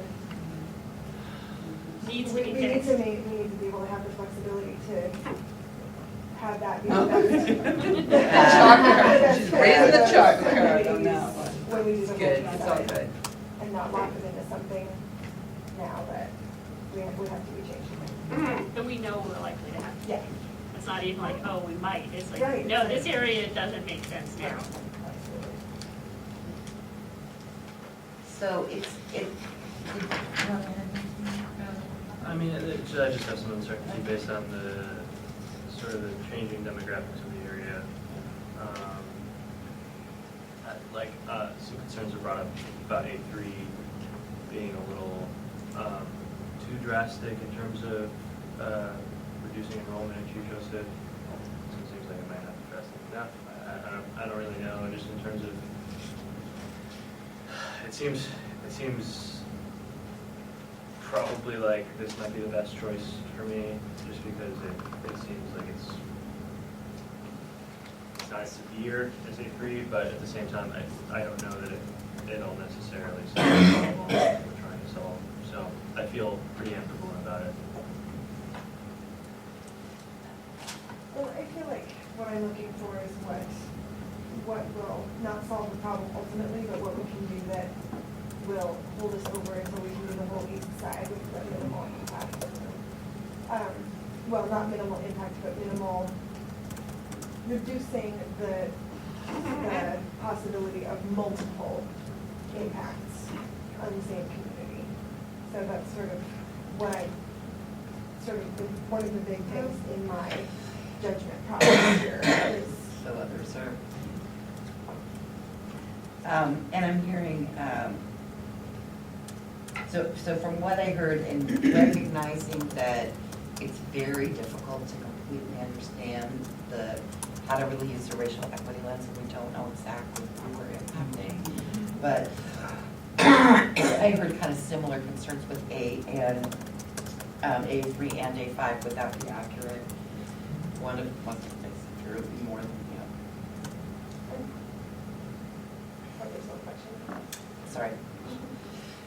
Sorry. Heather, let me get you first because you didn't have a chance the first time around the issue. Well, I just, when we talk about impacting the same community over and over again, whoever you move, you're impacting. So if you just move kindergarten, that's impacting. If you move just 5th grade, that's impacting. So, and my biggest concern is that if we're talking hard boundaries or soft neighborhood model, we do not have that definitive line right now. And if we make a boundary change, then we're not staying true to the whole collective whole. Is if then in a year we go forward with a soft neighborhood boundary, then we got to impact that same group. So anyway, that makes sense. Okay. It sounds like we both pretty much have, oh, I'm sorry, Alicia. I'm having some kind of allergy, like, my system apparently shutting down along with the computers. Trying to bring it back up here. Yes, Alicia. I just wanted to respond or make a comment about, I think it was a pro, or no, it was a con, that the 5th graders would have to move twice. And I'm wondering, I feel like one of those moves would be, we shouldn't count, because that's a move they would have to make anyway.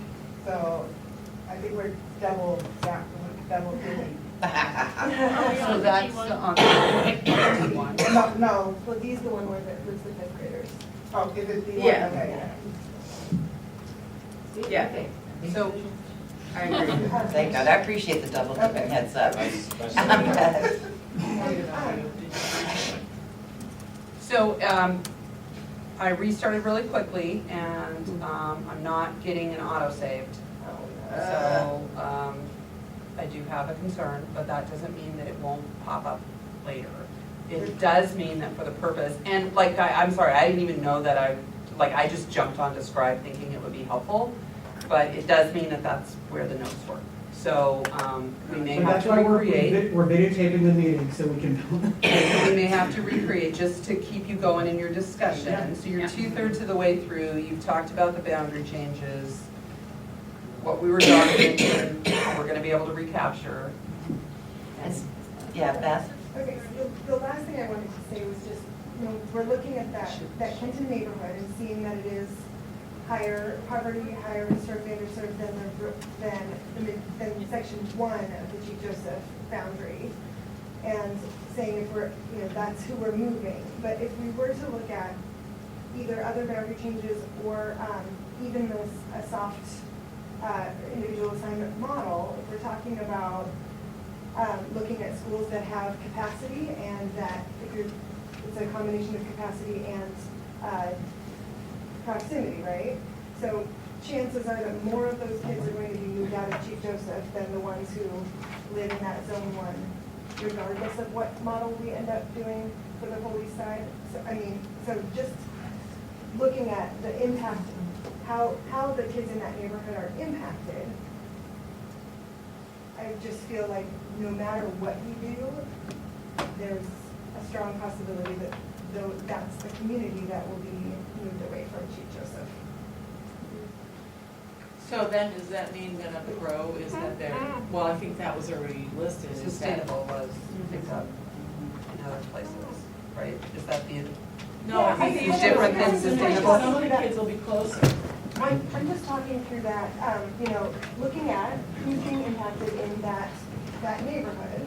So if we're saying it's a con that we're impacting this community by moving, that they're the ones being moved out of the Chief Joseph community, it's reducing the diversity at Chief Joseph as a negative to them, it's moving those kids.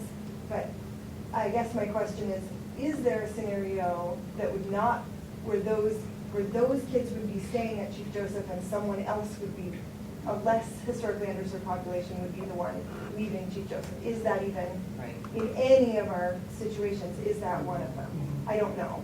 So that's just, if we're talking about it as a con, if it's a con on every single possible scenario, then Right. I don't know how much weight we can. And I think that's the advantage of going through all four and then having, just being able to weigh those things. And so if. Three. I was surprised one for you. Just kidding. So if people are comfortable, just thinking about moving into the next one, I kind of wanted to wait and let Alicia come back into the room for a second. Is that all right? Would people like to stand up for a second? Anybody need more food? You're working hard. Stretch. You, go ahead. How are you doing? We're at 8:10. I don't know, yeah. Maybe Dean wanted more to be able to say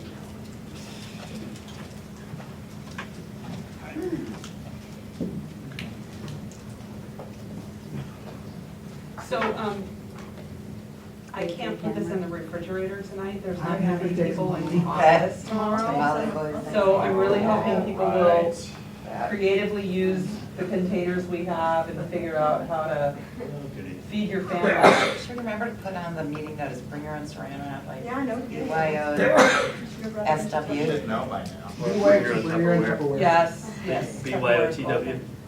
Yeah, exactly. Trademark. Patent.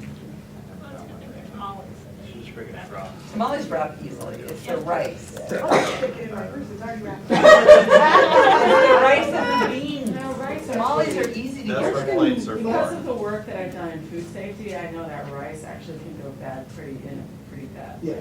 Really?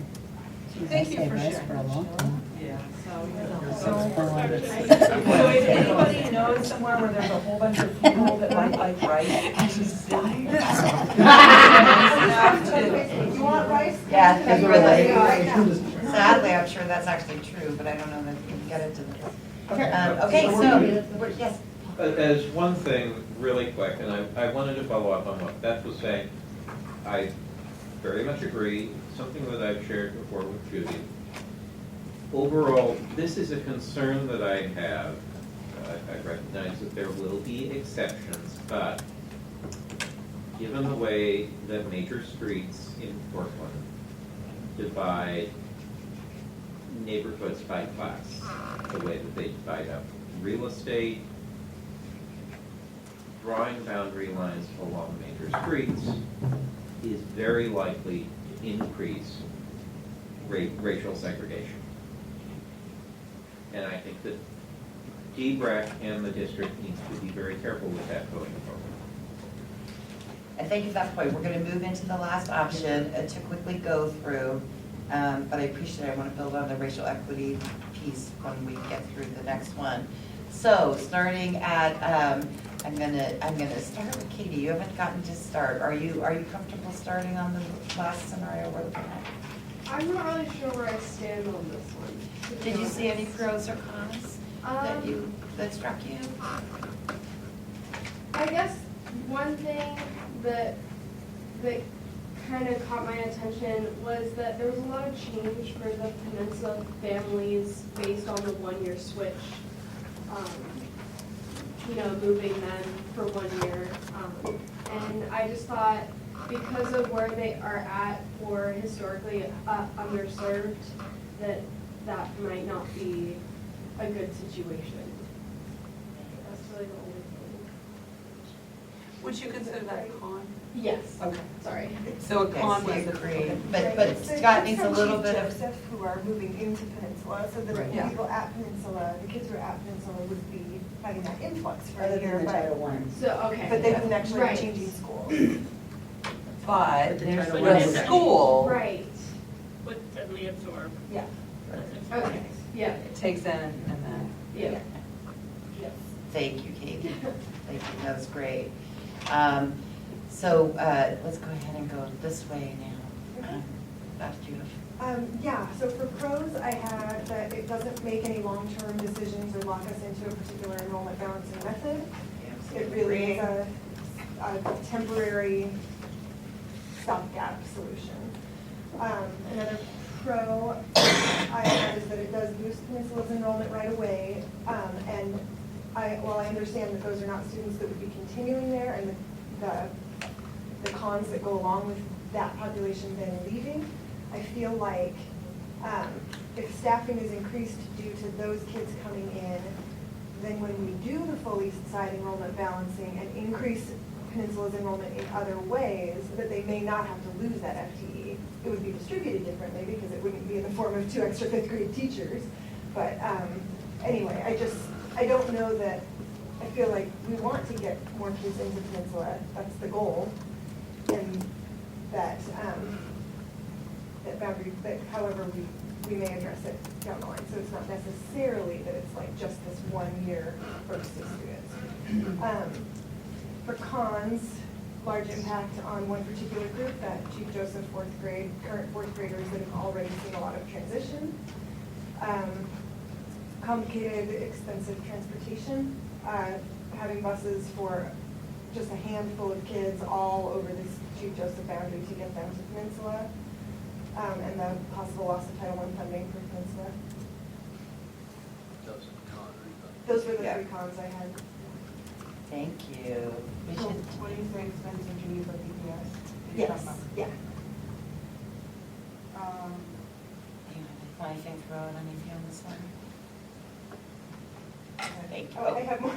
Well, but is it all right if we go and then we can come back and Absolutely, see? let's come back to you. I just have a question, Judy, that I didn't ask prior.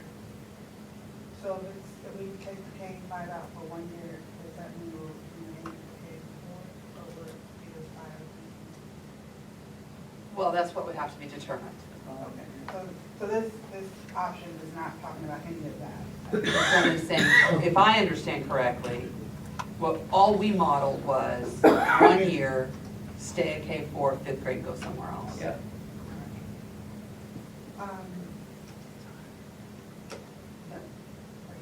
I'm not concerned, but this would be a comment, I'm not concerned about Title VI, because I think that's on the verge either way. It's not something, but I think it's a determinant. I see, that, yeah, agreements on that. And I think that the percentage of mainstream students would be smaller.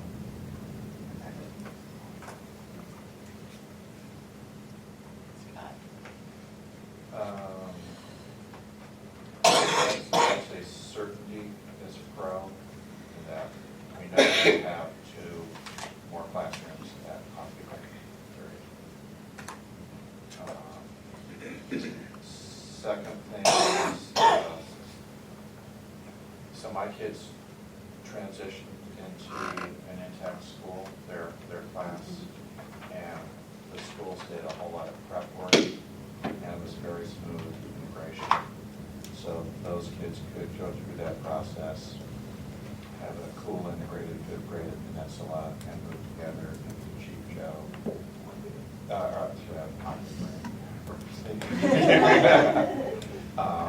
I think that's a very doable process. Agree.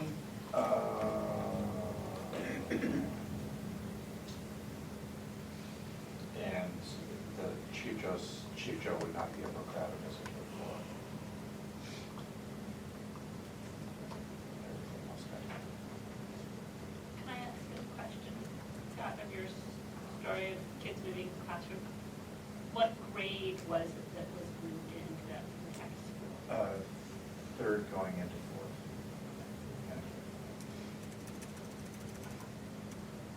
And granted, it was, these were not historically understood kids. Right.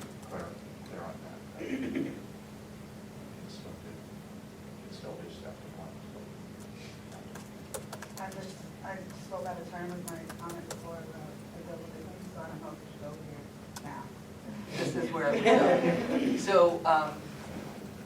it's a pro, it's a con, it's just a comment? I guess, I said it, I think, I realized that I said it before as a retort or to a comment made on the other A5 where they were saying that if you wouldn't be moving, so that's why I said it then, but it could just be a comment on this one, because I guess I said pro. If that makes sense. Yeah. So we're tight on time, we didn't really have 20 minutes for every single segment, so now let's, I'm just gonna give that little heads up. Joanna, did you have anything you did or didn't hear as a pro or con? I think a con is, in some ways, I'm pretty uncomfortable making what is a big change for a small group of students with sort of no long-term benefits. Like it's a one-time stop. It feels so much like a bandage of the kind of like playing a chessboard that makes me really uncomfortable. Okay, I'm seeing Greeks on that. And I guess the other thing is, yes, I think it could be done well of the fifth graders moving in, but I also wonder, like, what is the effect really of the oldest kids moving in? Like, it's different when they're kids in the middle, that fifth grade class, where there's more fifth graders from Chief Joseph than from Peninsula. So they're gonna really dominate that, they're gonna dominate the playground, the lunchrooms, like, what is that? Maybe it could be done well, and maybe it could go really badly wrong. And that'll, Have too many big people, too many big kids. it's like Too many dumping it. predators. In the school of chum, little kids. Fifth graders? Yeah. Okay, thank you. How about you, Merle, did you say anything? I just had, I had a little bit of a disagreement with Scott about the certainty piece. Just because that we know exactly the class sizes of the fifth grade classes that are going to be moving. We know that there's going to be 2 of them, but there's always that variable degree of change. So that combined with your point about seeming very temporary, feels like a con to me. But So, can I clarify? I meant that there would be 2 vacant classrooms at Ockley. oh, okay, okay, never mind that. So we have agreement there. Yeah, retract my. Yes, thank you. It's all right, it's getting late, it's That's getting fine. hard. That's fine. Did you have anything you wanted to Yeah, add? this is it's the only option that allows us to freely do whatever we need to do next year. Okay. All right, I'm seeing more. I agree with myself.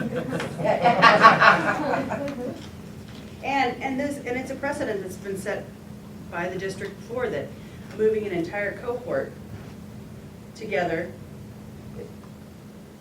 is okay. There are other scenarios where, you move the whole thing, and they're all moving together. It's not half of the kids and they're being ripped apart. It's the entire contingent over here. I'm not overly concerned about, Lord of the Flies taking over in 6th grade at the middle school. I think they'll be fine. I think it's a nice little bonding experience, and that is a plus that they'll get for making that move. So. I don't have anything. I guess I had a couple of things. I think that I just want to acknowledge that the difference between moving kids who are actually in the school and part of a community versus kindergartners who maybe their parents may feel part of a community, but the kids themselves, yes, they move down the playground, but it's different than being integrated into community. So I just want to acknowledge that. I want to just mention that not only does busing have an budget impact, it does an environmental impact as well. So we increase the number of buses, so just to put that out there. I don't really know, but I know that it feels to me like we're really re-impacting Chief Joseph, where they had a grade configuration change, and this is, although it keeps this grade configuration change, but it does it differently. So it it feels awkward to me. I don't think it's a showstopper, but it feels awkward. And I think it should, so Heather, just sort of to build on what Heather said, there's definitely a precedent for moving grades. But there's also a precedent for that grade change not to just be 1 year. I think we just acknowledge that the district faces a lot of initiatives and challenges. For us to state so clearly that every change we make is going to only be 1 year, I think is, I would just question that it's fair to make that change. There's a lot of change coming up on multiple levels. But we've been asked to look at it collectively as a district, and that is the only option that allows us to do that. I'm not Yeah. disagreeing, I'm not disagreeing with that, Yeah, and I raised yeah. the green card for that. Yeah. I'm not disagreeing with that, I think you're I agree with the correct. 1 year thing. But I also think I just want to put out there that we keep saying, this is our 1 year change, this is our 1 year change. Yeah. And we've co-located in a building for a 1 year change that's not, Thanks. Jason, do you have anything you want to add? So, I agree with everything that's been said, so I think I have some additional comments for the framing. One is kind of my concern with, the impact of whether the principal is in fact going to lose their SES status, but also pivoting it to what our framework says, which is, if the result of a boundary change is that a school loses its Title I status, that the district needs to do some additional shoring up to preserve or maintain the services. So I think the process piece is, from an implementation piece, should the district pursue this option as the short term, that part of it's the implementation plan, the district needs to acknowledge, here's the services that are being maintained, and as they implement, what steps can they do to actually maintain that? So I think that'll acknowledge one of the big concerns that I heard in the peninsula community. And then I would echo, the 1 year thing.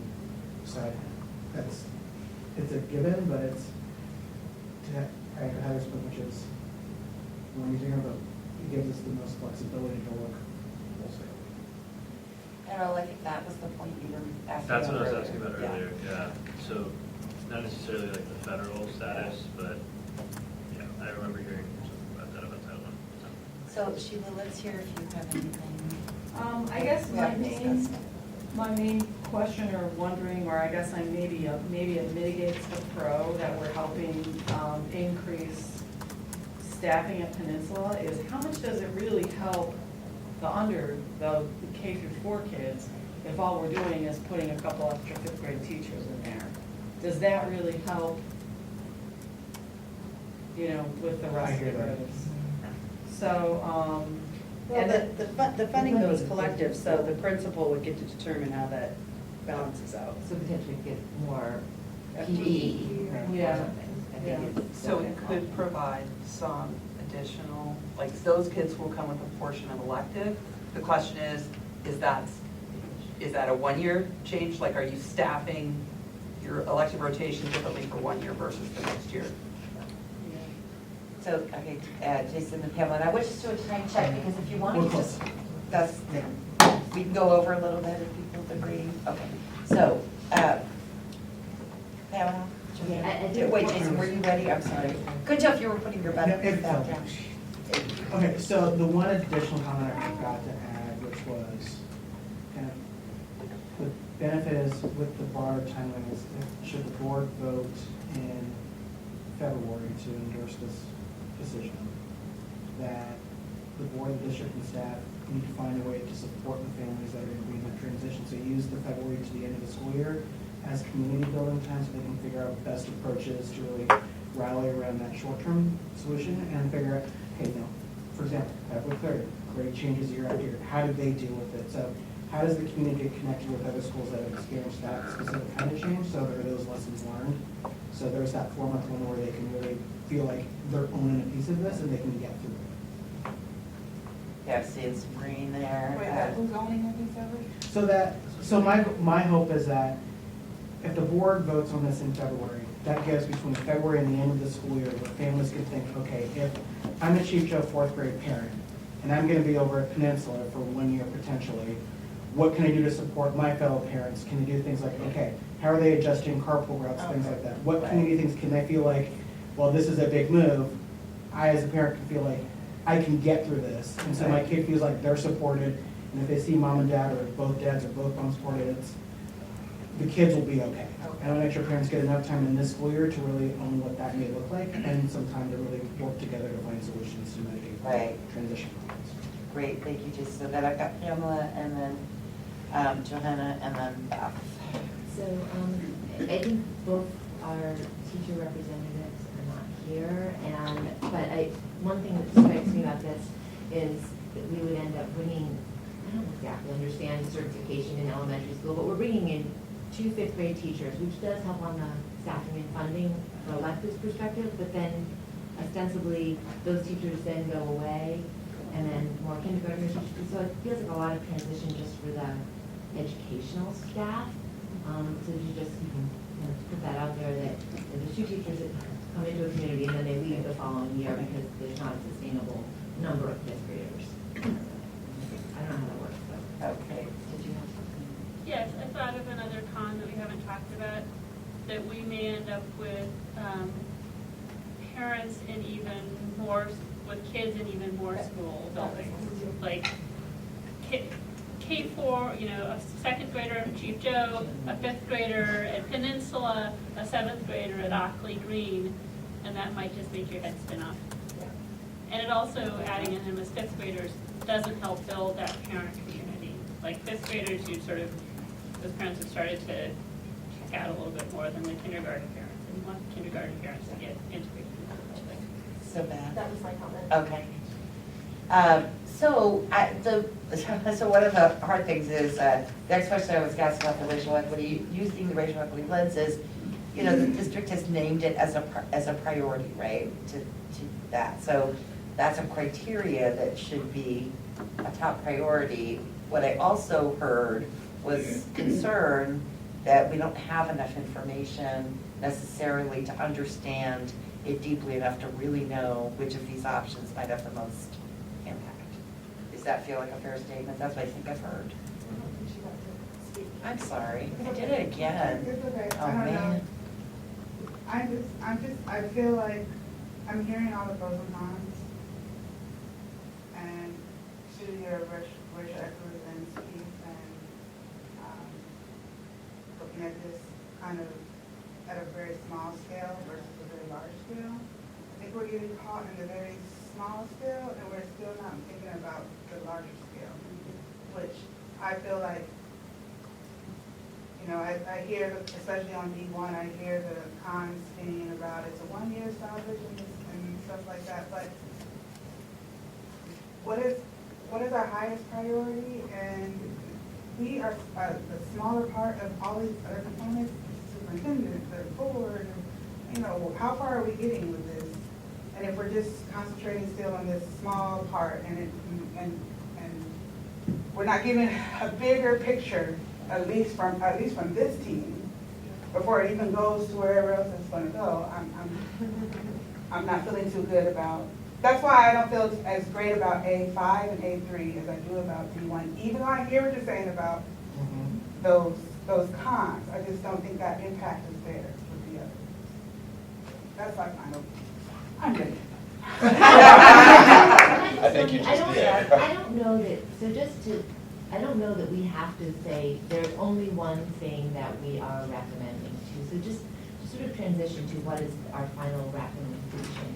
So Jason and I have talked about this a little bit. We don't have to all come to this document. Doesn't have to say we're definitely directing one thing. We can present, there's 2 options of how to solve this, and these are the way it's going, and we can have divergent opinions about what those are. So I don't think we're trying to drive to consensus around one option.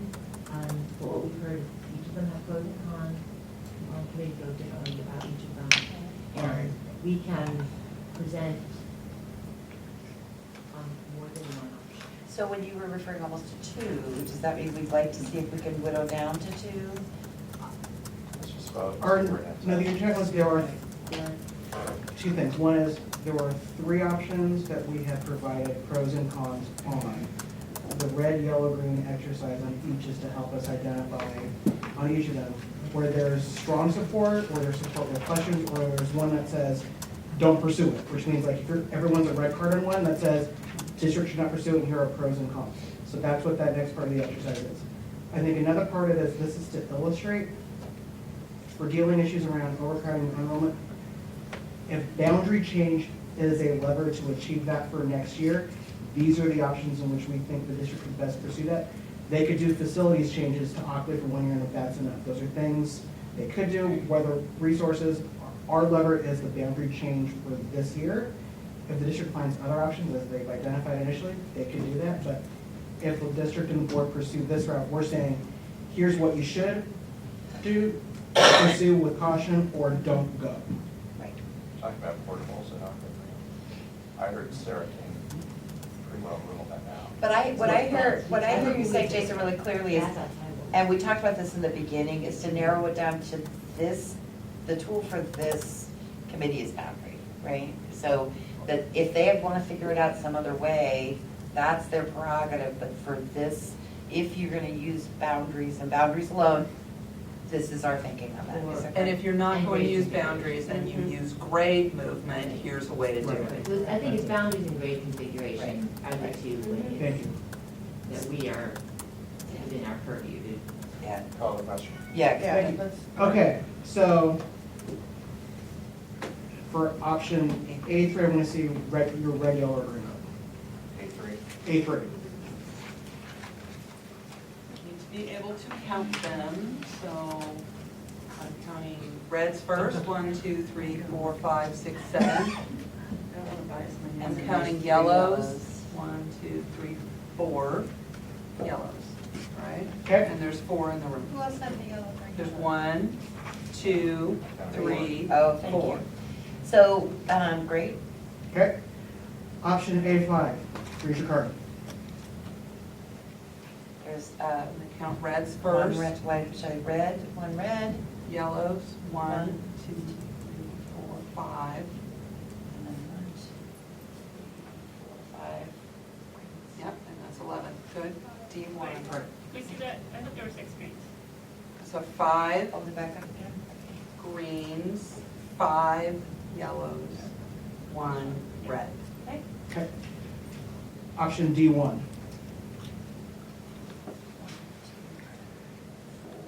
What are you counting first? 5 greens. Okay. Greens can go down once you can count. Thank you. 1, 2, 3 yellows, and 3 reds. Okay. So the one with the most greens. Both A5 and D1 had 5 greens. A3 had no greens. Very good. So that All means A3 's off had between 3 and 5 yellows. A3 had 7 reds. A5 had 1 red. D1 had 3 reds. So it sounds like A3 is off the table. Is everyone comfortable with taking A3 off the table assumption? It's the one that had the most red cards, but we haven't gotten votes from all the members yet, because their teacher reps aren't here. I want to make sure they get a Or chance. principal reps. Or principal reps. I want to make sure they get a chance to read the documents that we've developed and get a chance to get their cards into. You know, Bob did send in his Yes. comments, and I don't know if we can extrapolate. I think he did, so if you, A5 allows for gradual change while D1 is large and sudden. I could support A5, would allow community building and won't be so jarring as Chief Joseph fifth graders. Would also mean less changes possibly overall for the Pension neighborhood. Preference for implementation, can't wait.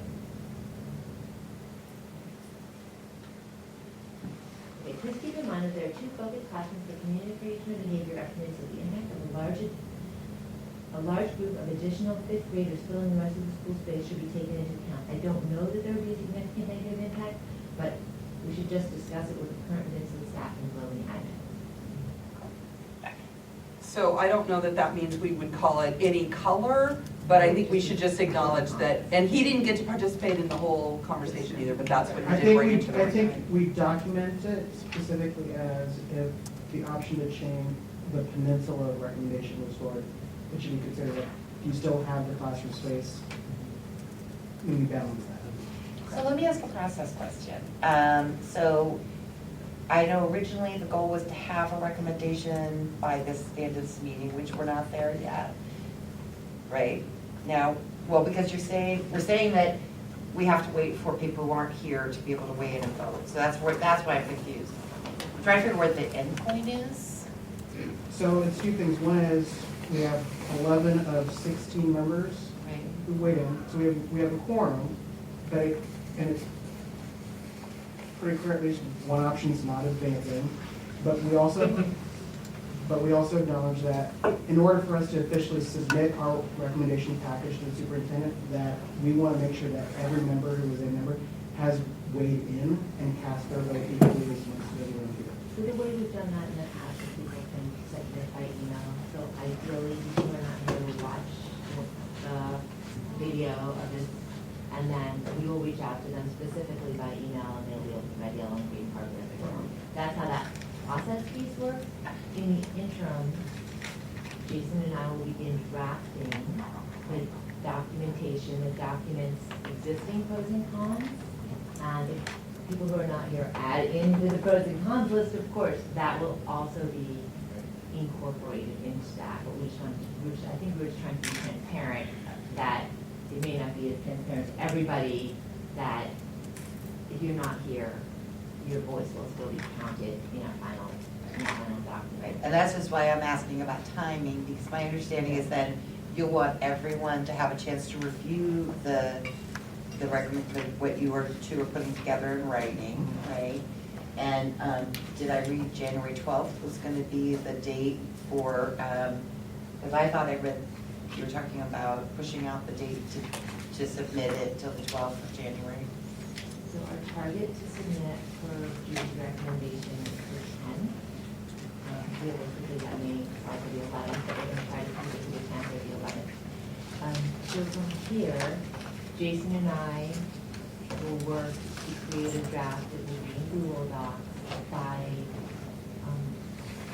the 3rd, that Tuesday, that everyone's like really back from the holidays. You don't have to read over the meeting. And what we'll do is, of course, we'll share it with all of you. We'll ask for comments back. Definitely by the following month. We would like them by that Friday so we can work on them, but acknowledging that everybody has jobs and other commitments. Definitely by that following Monday where we will go incorporate, review, and then it'll be a really quick turn if you have further comments. That'll be like 24 hours. You've read it, you should have gotten us your comments, just please make sure we incorporate it. It's very similar to our beginning process. It'll be done on Google Docs. And of course, feel free to call us or email us if you need to talk. And I also want to acknowledge that people can write minority reports, so for people who are not in this community, if there's something that you want to express that's not in the document that comes up, most of this will be pros and cons, and there's maybe less need for a minority report. But if you strongly disagree with the position, you are welcome to write a paragraph why you strongly disagree with it and sign it so it's documents incorporated into the final documentation, and we welcome you to do that. And so you'll just have to send it to us by that weekend. And I will send us the schedule out an email so it's clearer. You don't have to. So I assume that the reasoning to get it done by the 10th is because that's when the board meeting is.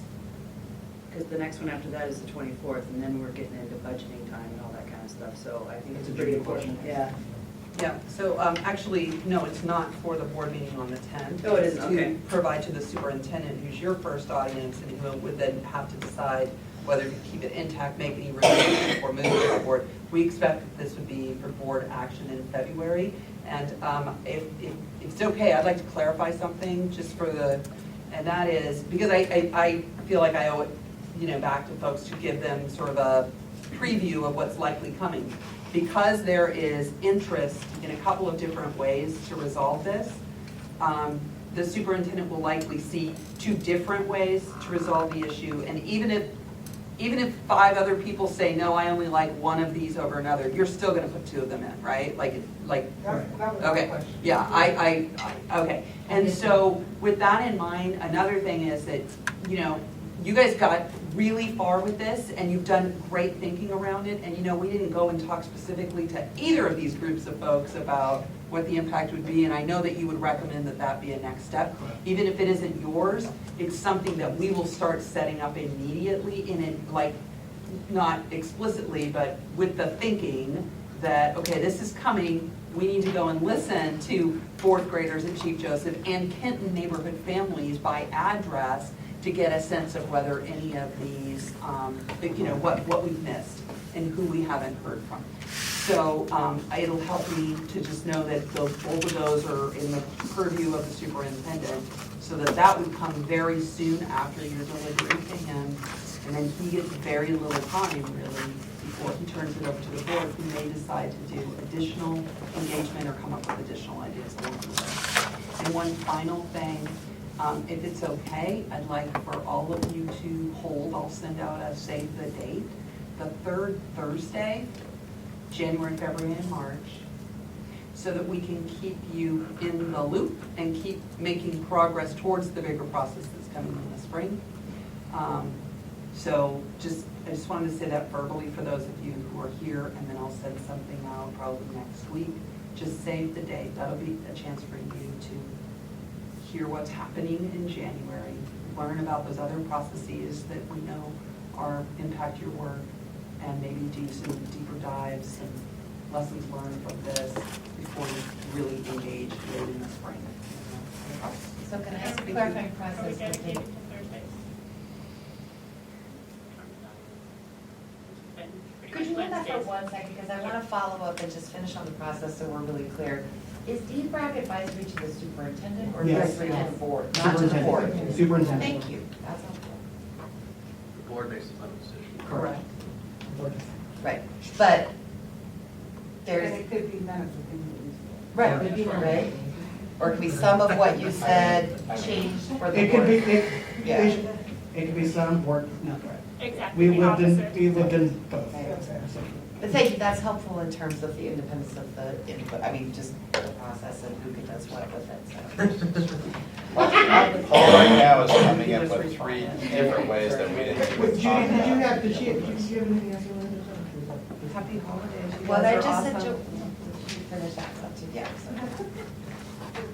I was just saying when I send it out, maybe we can have some, people can let us know if there's a preference for a different day. We had been Thursdays before.